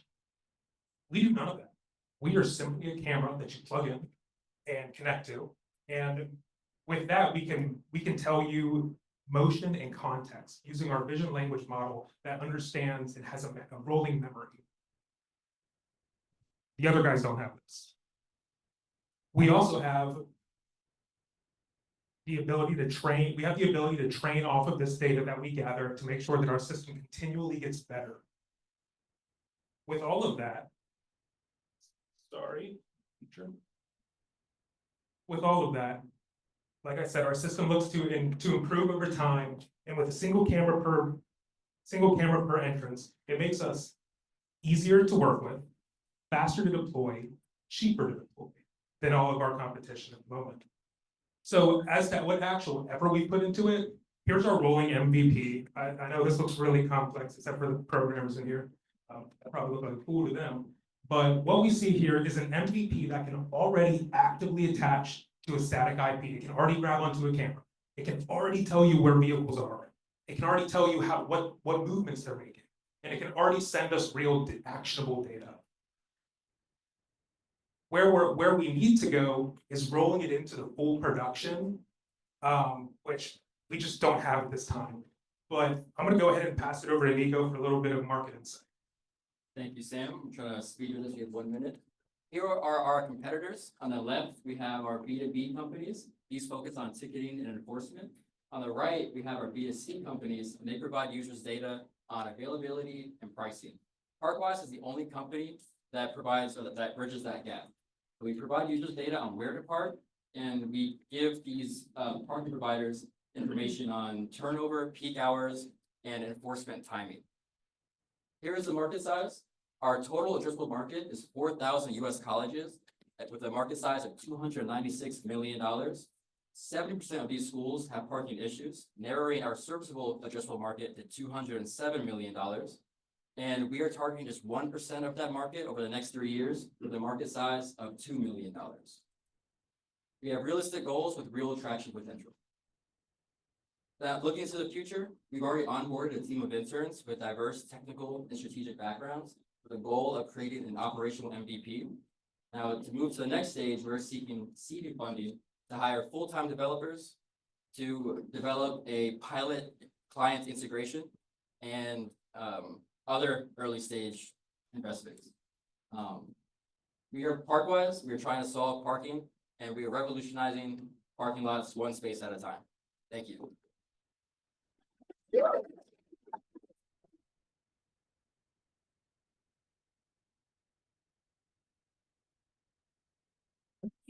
Thank you so much for pitching. So now you guys have 2 minutes to answer any questions from the judges. Does anyone have a question? Yes, you mentioned that you would have a live radar of open spots, but you only have one camera per entrance. Are you saying that with that one camera, you can detect all open spots? So radars may be more of like a blanket word for the fact that we need one camera per entrance / exit into the lot. So, you know, if it's like Kaplan lot, right, where we have like 4 entrances or something, we're just gonna have to have 4 cameras. But the majority of lots that we interact with are usually single lot in, single lot out, especially on college campuses. So the answer is however many physical entrance exits there are, we will need one camera for each lot.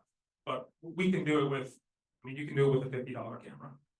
But how will you detect where the open spots are? So it's more like an aggregate, right? It's not, our system isn't meant to be like when you get a ticket for a movie theater online where you're picking your exact spot. That's not how we really operate because that's just too much information for the driver or the user. So it's the aggregate, right? You know, 20 over 40 available. Thank you. Hi guys, nice presentation. How are you addressing the privacy issues of a camera? You're looking at cars, people walk by and get into cars. Yeah, so we're not looking to actually record any data off of it. The system itself currently isn't set up to actually record. I have the capacity to do that, but right now we just observe and then we forget as soon as the frames pass.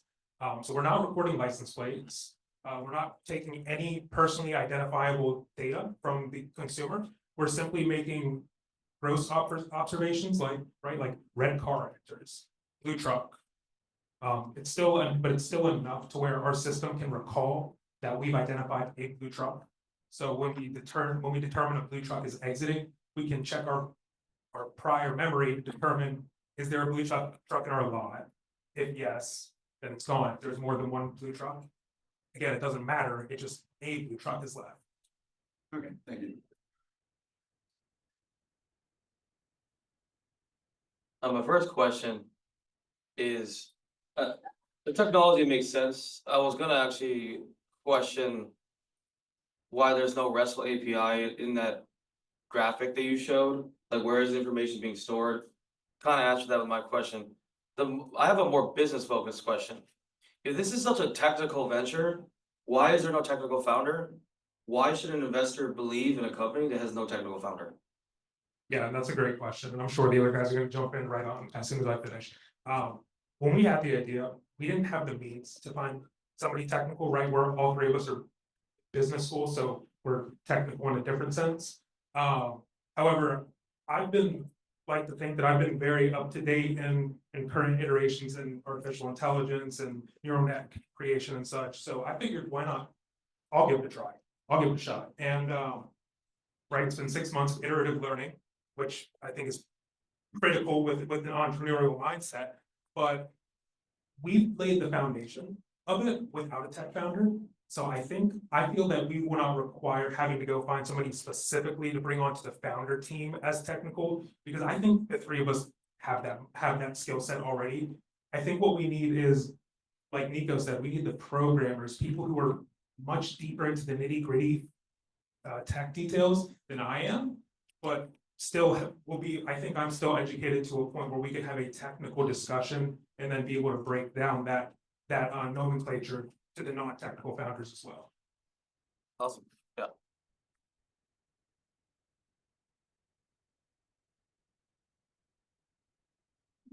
Thank you.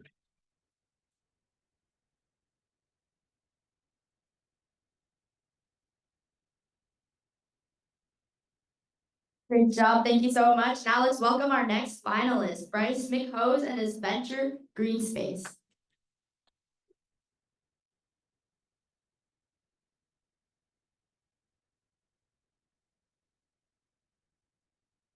Hello, everybody.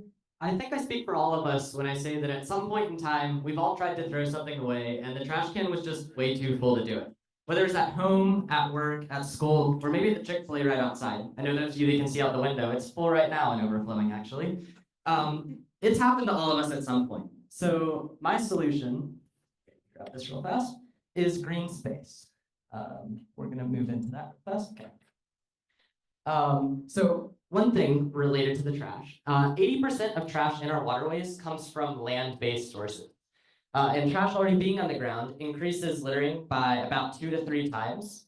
So when there's more trash like falling out of these trash cans that can't fit in it, that's gonna end up in those water sources. So my solution to the environmental problem, as well as just simply the aesthetic problem of these trash cans being full, is Green Space, which is essentially a facilities management platform designed for outdoor spaces. So we have all the typical facilities management sort of requirements. We have assignments to staff members, setting priorities, tracking status. We also allow mobile first reporting, so people that are reporting the issues can report just right on their phone. And yeah, so what are some of the things that make us different from facilities management softwares? First of all, we're going to talk about the price. Accruent Mammoth 360, which is what we use here at William & Mary, costs over $5,000 a year. That's just the price floor. So larger spaces, such as our campus here, are going to be paying much more than that amount. Other platforms like Rockwell Automation's Fix platform have a limited free platform, but it's only, in this case, for 3 users, which is not really feasible in most cases. So you'll have to pay the $45 per user per month or more. Other solutions that could solve like a similar problem would be like Big Belly, which you may see in large cities. They're automated trash reporting systems that the trash cans themselves will say when they're full. But as you can see, they cost a lot too, and that's only when you buy like hundreds at a time, which is why you only see them in large cities. And they only resolve the trash problem, not other potential reports that could be put up. In addition to just the price, we also offer a fully functioning marketplace. For many people that are using this in outdoor spaces, it may be like parks or neighborhoods or something where you're not going to be going back there like constantly. So for many of the guests reporting problems, it's beneficial to essentially incentivize them to give accurate reports so they can earn points and redeem them for different prizes. It's also totally customizable. Since there's such a variety of types of outdoor spaces, it's designed to have different customizable reporting types, setups that can include different like park groups and park sites. So for example, York County Parks and Rec might have individual locations like New Porter Park, for example. They can set those up as pieces of their platform.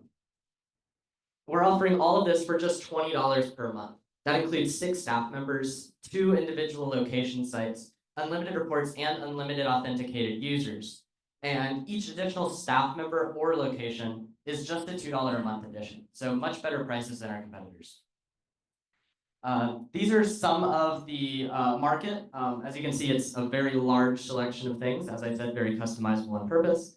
We're going to focus in just for right now on parks, neighborhoods, and the like college campus type setup. So we are partnered right now with York County Parks and Rec. We're in meeting with them that I've already done, where they are planning to test the platform once the MVP that we're going to talk about in a minute is ready. We're also talking with Grounds and Gardens here at William & Mary. I'll be meeting with them back over the summer. And then also with a local neighborhood called Kingsmill, same sort of thing, meeting with them over the summer. So the MVP that they will gain access to help me test out includes QR-based reporting, unique ID reporting. So these would be different like signs that could be on, let's say, a trash can or a bathroom or something that allows easy reporting. Could also be manually entered through a website form on the park or neighborhood's website, or on my website, or through a link on the social media account of the group. Then the full release version that I plan to release later would have an iOS app, geolocation features, and a crowdsourced map. So lots to come after I sort of test out the feasibility of the platform, which is coming up very soon with those different groups. So together, we create cleaner, safer public spaces. Thank you.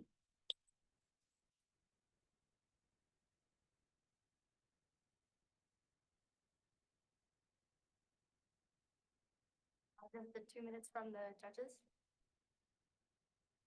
Wonderful job, well done. My question is, or my curiosity, is around what's the scariest solution or part of a solution that you are having to deal with? So I think at the moment, one of the things that I think will really set it like apart in the future is having a mapping platform, like I was talking about for like the full version coming later. I envision something similar to like, let's say when you're on Waze, you can report like there's traffic here, or there's, you know, some sort of like car is stopped here. I want to do something like that. And at the moment, I actually don't really know how to do that. That's something I want to kind of learn how to do. I don't ever have had experience with like geolocation features on a digital platform. So at the moment, I'm working with like a form, which comes down to some of the like issues of, is it going to be too complicated for people to report on, things like that. And I don't think it is. I've designed it to be just like 3 questions and also rewarding people. But I'm hoping to very soon down the line be able to advance that. A great idea if we could make it work such that it really does alleviate trash. But I'm wondering, I can understand that where a trash can is overflowing, that's an obvious location. But there are other places where trash can just sit for days or weeks sometimes. Are you really looking to pick up trash from everywhere where it is? So the goal at the moment is within like a specific location. People can sort of identify the exact location, even if it doesn't have like one of those location codes or QR codes on it. So what that allows people to do is very easily say like, kind of as best description as they can give essentially where the trash is, and allow like the parks facilities team to go and collect that, even if it's not a set location at that time. In the future, that will once again be even easier through mapping. It's like placing a pin at your current location, for example. But yes, that's kind of the idea right now. It's also usable for like any other variety of things, and some of those might be like a tree has fallen on a hiking trail. Of course, that wouldn't be a specific like pre-marked location. So people would say like it's on this trail about a mile down or something like that. Same thing with future just being.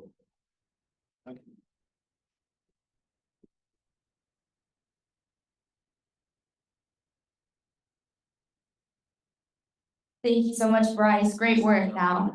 Let's move on to Justin Liu and his venture, Tonic.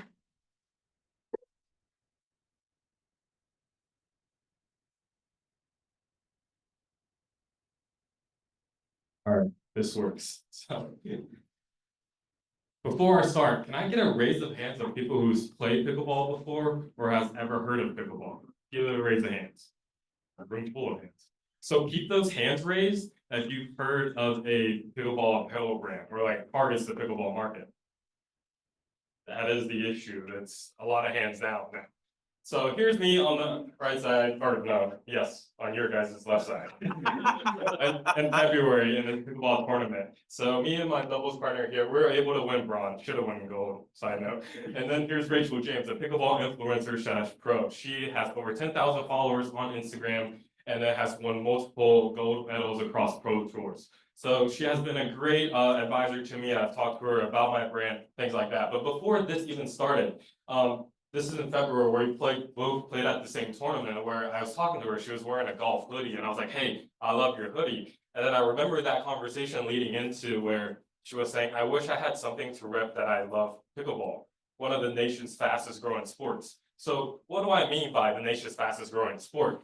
For all of you who raise your hands first, you can see that on this side of a survey done by the SFIA, the Sports and Fitness Industry Association. In 2019, these are core players, by the way. Core players defined by playing at least once a week. 3.5 million in 2019, and then in 2024, that number is well over 19 million, almost 20 million. That is over 60 million core players in just 5 years.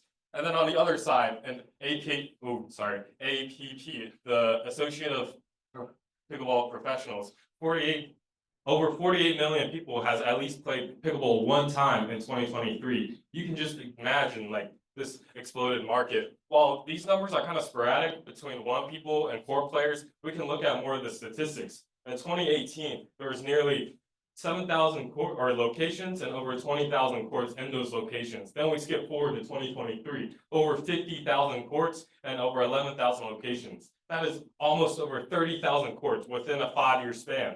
So, yes, 5-year span. You can only imagine in 2025, that number is well over 30,000. You can see in William & Mary, we have made brand new pickleball courts. There's a brand new pro facility just a few miles down the road called the Pickleball Professional Courts in that facility that just opened up literally this month.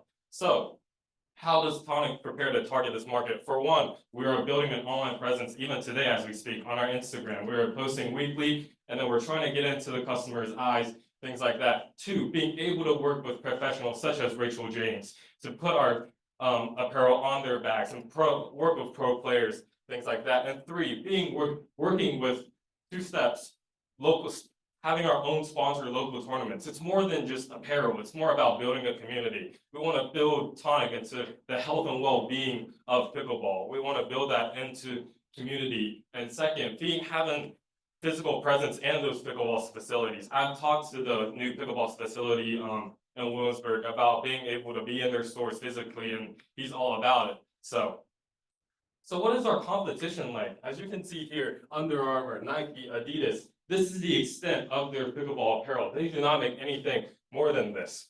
And then on this side, EULA, CRB, and Selkirk, these are the top brands right now in the pickleball space. However, they only target paddles. They have great paddles. I mean, my main paddle are their paddles. They make amazing paddles.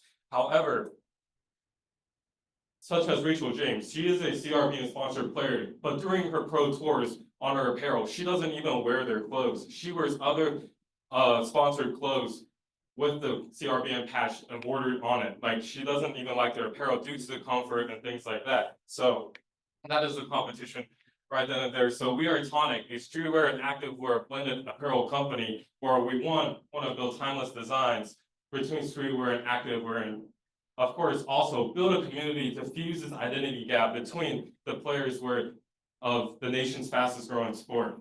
So for our revenue model, we want to build a 2-product model, a core line, which is based on the performance and the quality, and 2, a street line drop. So here are our designs for the core line. But I picked the navy blue because that is our main color right now. With our core line, we have the unisex tee with the men's shorts and the women's shorts with a high waistband and an inner lining.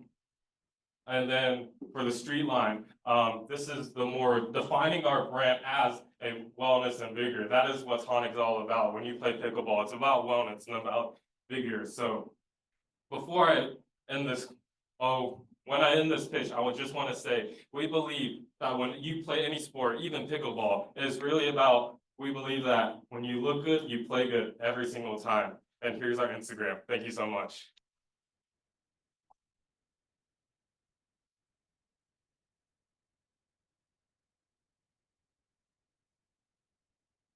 So this is definitely relevant for myself, as Graham mentioned before. I'm a powerlifting coach, but also investor in quite a few fitness brands.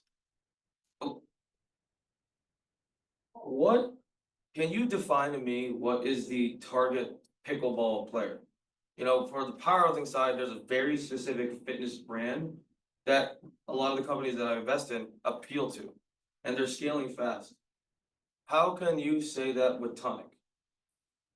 Yeah, of course. So our targeting brand is like when you go out to any pickleball courts right now, it's really the bland, any activewear t-shirt that you go on. And we want to differentiate pickleball from that. We want to be able, for people who grind the game effortlessly, to be able to like wear pickleball even outside during post-match coffee or when they're taking like a vacation or things like that, to be able to wear that on their back, to be say like, oh, I'm a pickleball athlete. Like this sport is really growing in its sense. And even for like pro players, when I mentioned before, like such as Rachel James, things like it's really large paddle brands. However, they do not make comfortable clothing for these players to where they have to go outside to find another brand. Like another example, Tyson McGuffin and Catherine Parento, those are actually 2 of the top pros right now in the space.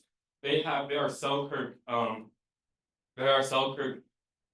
sponsored players, but they get Skechers to like sponsor their clothing. Like they go outside of their way to find. So why is that they go to Skechers, they go to Nike when we have a Tonic brand itself to be able to have those players to rep these sports, to be able to players to rep like pickleball, you know? So is the appeal of Tonic, is it the style to make you stand out like this, the idea that you are truly embracing the culture, or is it that this clothing is more effective to play pickleball in? That's my question. I want to say it's more emphasis on the culture of pickleball. However, we also focus on the quality itself. Like even if we have timeless designs and things like that, we want to be able for players to be comfortable wearing them and to rep it during a pro match. Like I don't want players like playing locally at their tournaments or things like that being like, oh, this doesn't fit correctly or this feels uncomfortable. But however, we want to build a community around wellness and well-being of pickleball where you're like I'm out there playing with like 90-year-olds and like everyone's grandpas, and it's really fun to be able to connecting with 10-year-olds to 90-year-olds all in one single court. I think really that's what it's about. So good answer, thank you.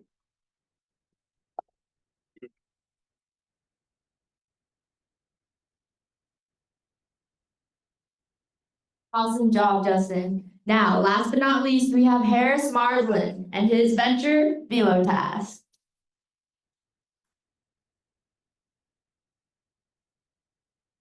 I'm gonna say I'm a tennis player. I kind of despise pickleball, but listen, they got some good stuff. So I'll start mine with a little bit copying Justin. I'll just keep going back to him. Can I get a show of hands? Who here actually likes working with insurance companies? Okay, good, cool.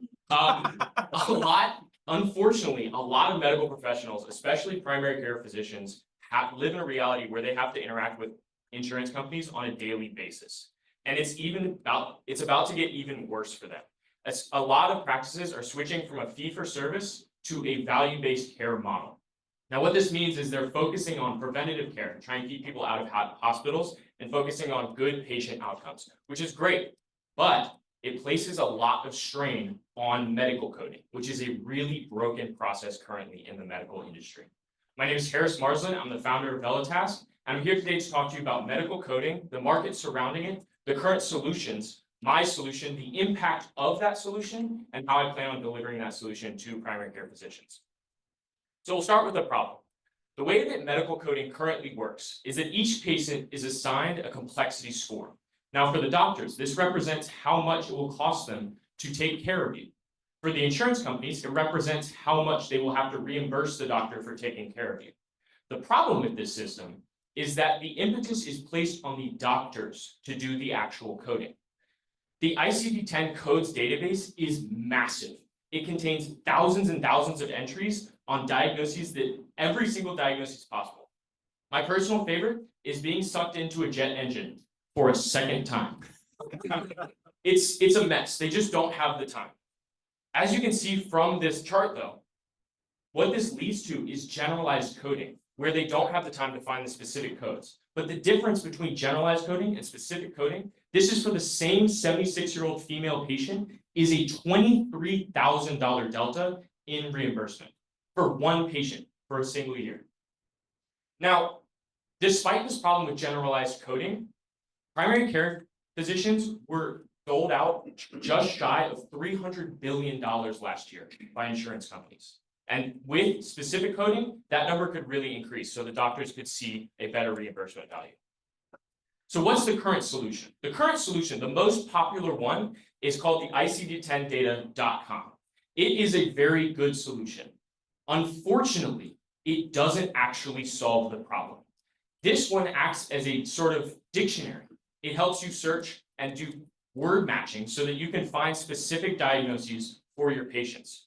Unfortunately, with the way that the ICD-10 system works, just having the specific diagnosis, there are lots of specific diagnoses that could match the same patient, and they have varying, extremely different complexity scores. So this doesn't actually get you all the way. Our solution, on the other hand, allows you to find specific ICD-10 codes. It allows the doctors to just put in general diagnoses, let's say diabetes, heart disease, and get back specific ICD-10 codes and sort those codes by their complexity scores. So that when the doctor is actually using our tool, they know that they are getting the highest complexity score for their patient first. Additionally, we've designed our tool to be similar to tools that doctors are already using, making the learning time and the learning curve extremely short. Additionally, we know that doctors don't have time. So we have streamlined the process as much as possible to take our average use time to 20 seconds or less. So why does this matter? For the doctors, it could represent a $150,000 to $300,000 pay increase because they do see a percentage of that reimbursement come back to them. Or on the flip side, to combat the rampant burnout that 48% of primary care physicians experience, it could decrease their patient load by 50 to 70%. For the patients, it's also beneficial. One of the leading causes of claim denials, insurance claim denials, is inaccurate coding. With specific coding, we could see that number drop by 30% or more. Additionally, if a patient is experiencing, let's say, something terrible, such as cancer, where they have to continually go through chemotherapy, with non-specific coding, generalized coding, they could see wait times for reimbursement from 30 to 90 days, which is places extreme financial burden on those patients. With specific coding and tools like the tool we have developed, we can see that timeline shortened to 15 to 30 days. Now, how are we rolling it out? We currently have a suite of 10 testers to make sure that our product works, primary care physicians using our product in the day-to-day, that we hope to turn into paid customers in the next 2 weeks. From there, we will continue to target small, independent practices and individual doctors to develop a portfolio. From there, once we have that portfolio developed, we can start targeting system-level integration and get it into everybody's hands. My name is Harris Marsland. This has been Velatask. Thank you so much.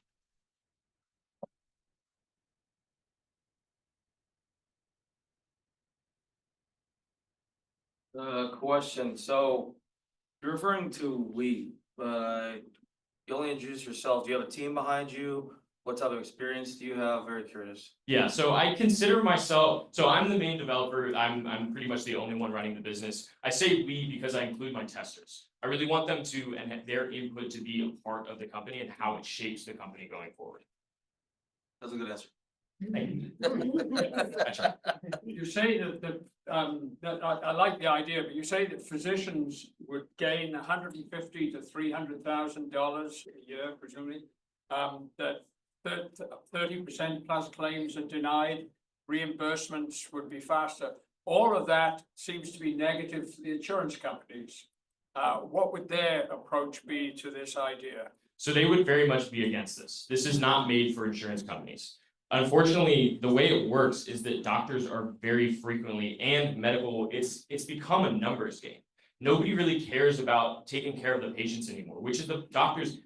You ask anyone in medicine, medical school is hell. You don't go into medicine for the money. You go into medicine to take care of people. And this is allowing the doctors to take care of people and get the actual reimbursement that they should be receiving. Thanks. I'm gonna do a quick add-on and then pass it over. No? No? Okay. I'll end then. Add on to Andrew's question, how do you plan on keeping the insurance companies from crushing you like a bug? Not to use another term. Staying scrappy. Listen, it's the hub has taught me the absolutely invaluable entrepreneurial mindset. So I just face every problem as it comes. There's no telling what they could come out with me with. So I'm just saying, using you guys as mentors, leveraging everything we have here at the hub to make sure that I'm in the best place possible to face those problems when they arise.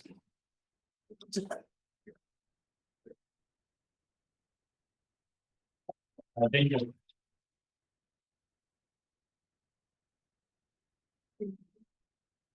Thank you so much, Harris. And that's all for our rocket pitches for today. Let's give it up for them one more time.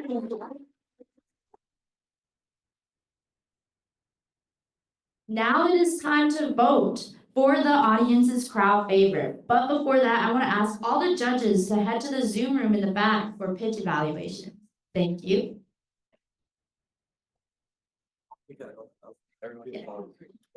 Okay, everyone, please scan the QR code on the screen and vote for your favorite pitch. I'm going to give everyone a second to scan that. Let me see those phones.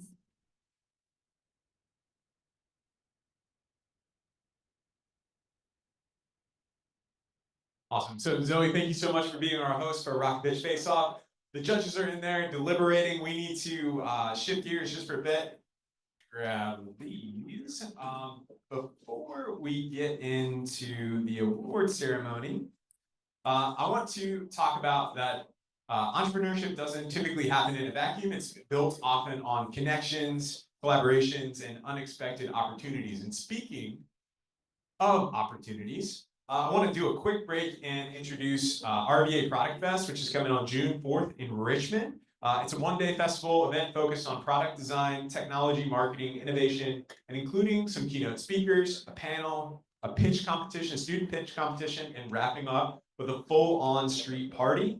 It's an awesome chance to learn, network, and pitch your own venture and gain great exposure. So if you're a student, and this sounds like a cup of tea, you can scan one of the QR codes here on the screen. Mary Glarum is here. She's right there. She can give her a quick wave real quick.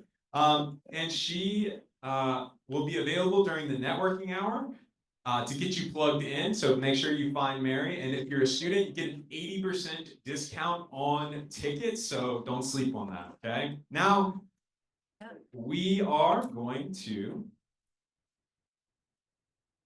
get into some awards. We had, let's see. We had intended to do a little bit of a demo day networking, but we are bumping up a little bit against time. So I want to start with what we can, which is recognition to individuals and ventures who have gone above and beyond this semester. So they contributed to the energy, the engagement, some excellency, and really emulating what it really means to be at the hub this semester. So if you hear me call your name and you're here, hopefully you can come up and collect your award. If you would, please take just a second to pose with me. Sounds a little awkward, but we're gonna make sure that we capture those social moments for our pages, okay? So this student has been a constant presence here at the Hub this semester, attending events, engaging with the community, and always sharing their thoughtful feedback to fellow peers within programs that he is involved with. So I would like to name our most engaged patron to be Andrew Yao. Andrew, come on up.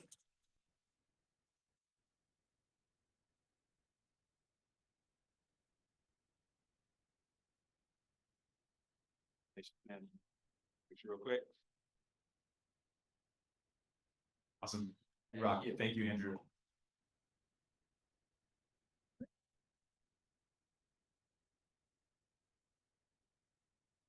All right, next up we have Tribe Ventures. So Tribe Ventures is our student accelerator program. These are folks who have had ventures take flight this semester. They have either already been an existing business or they came in with a prototype and they're really using the Tribe Ventures program to accelerate that.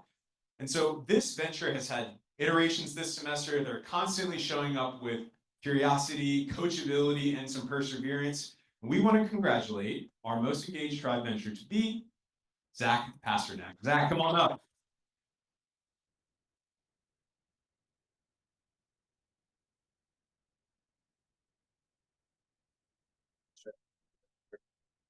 Exactly. Thank you, Zach. Thank you.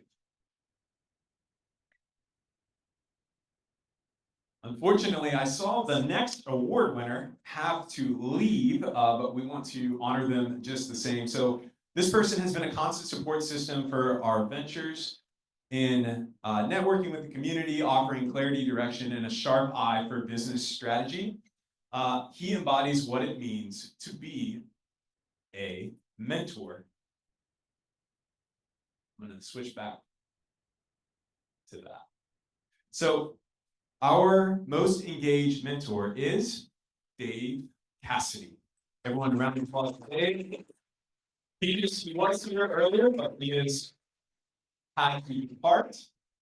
I'm going to switch back. Don't look at the screen real quick. All right. That's actually pretty good.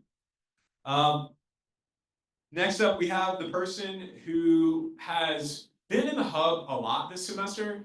He joined Launchpad this semester, and he has really, to quote Derek, made this place his home, his office, and really made a lot of progress on things. He is also currently away in Boston at MIT, but he's coming back next week to celebrate with the president. And he has really tapped into the student talent at William & Mary this semester, not just forming one internship, but 2 internships for students to work on his AI venture. And that is Mike McCann. Give a round of applause for Mike.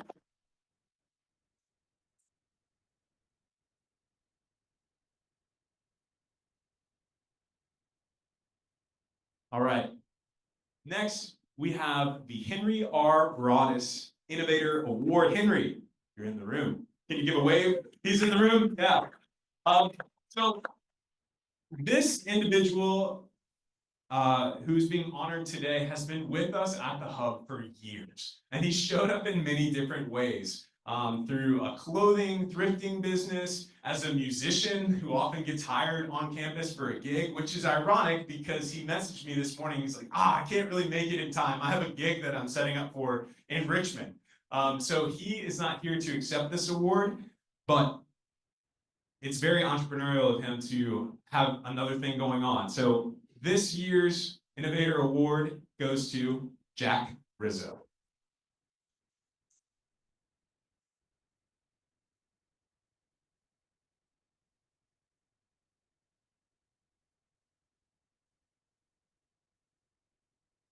Next is a new award this year, which recognizes an individual who has gone beyond themselves and is tackling something of noble approach and exemplifies that noble character, and typically through the vein of some kind of social innovation. So this individual, that we will be honoring this year has pushed the boundaries of what's possible in that social front. And we want to acknowledge Bryce. Bryce, come on up.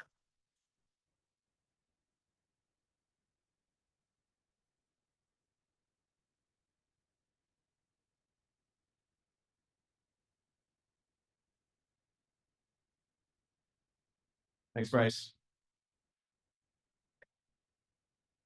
All right. For now, hang tight because we're going to start collecting the awards for Rocket Pitch Crowd winner. We have it. Okay. So this is who you voted. So our Rocket Pitch Crowd vote winner is Harris Marsland. Harris, come on up.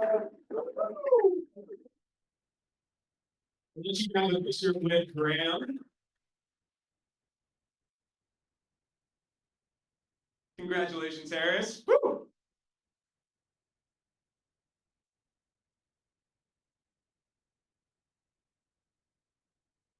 Sorry. We have to wait for our other awards. We're trying to streamline this as quickly as possible. Congratulations, Harris.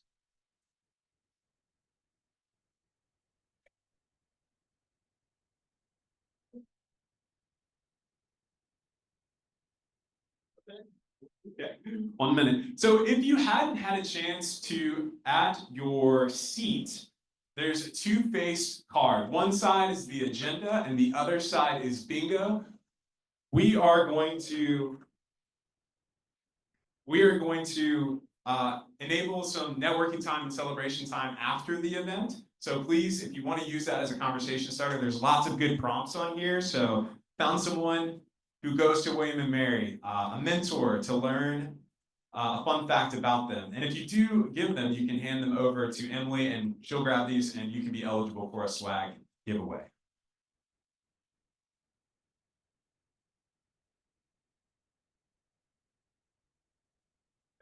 All right, we're good? Awesome.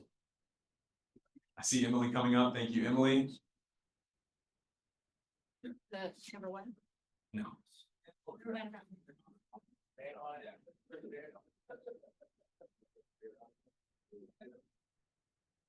Yeah.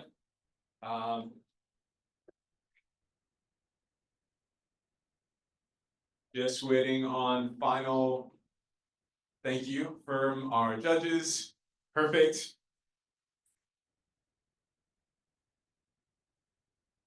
So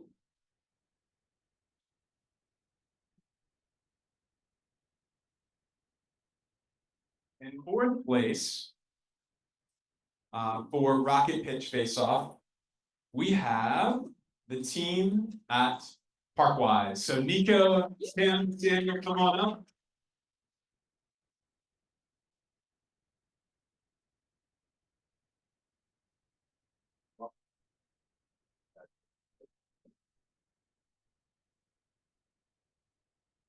Thank you guys.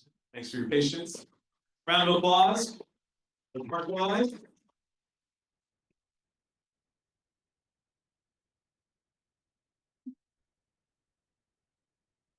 In third place, we have Justin with Tonic. Justin, come on up.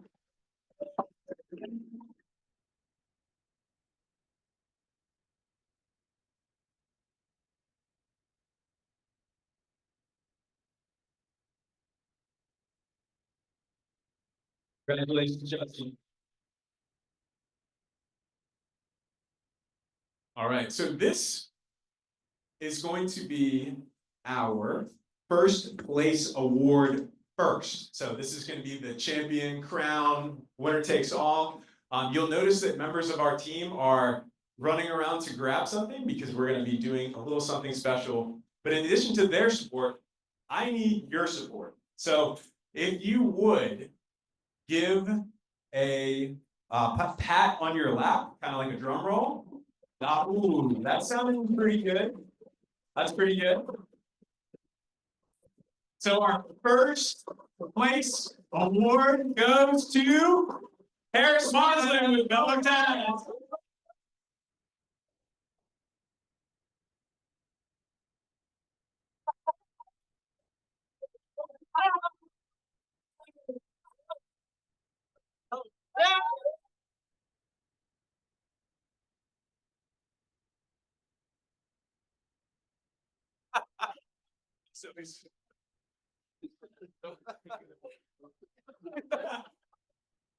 Sometimes we fail wisely, and sometimes we don't. Oh, it's fun.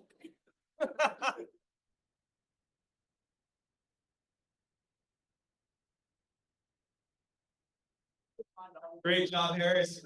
Now, obviously, last but not least, we have our second place winner, Bryce. Bryce, come on up.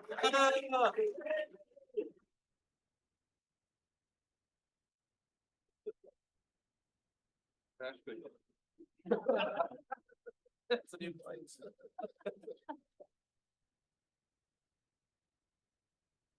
Great job, Bryce. All right, one final round of applause to everyone.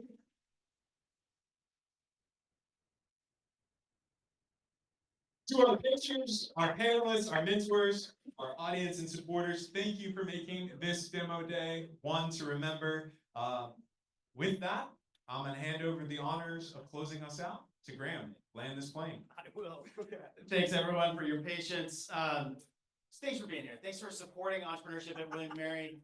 My only ask is if this sparked something for you at all, if there was an idea that you had in your notes app, that now you want to take the next step and just talking to someone else, do it. Take some step, meet someone, take the notes app and talk to someone about that idea. And know that we're here to support you. We're here to support builders, tinkerers, people who want to take action. Come find any one of our team members. Let's keep the momentum going. Thanks, everyone.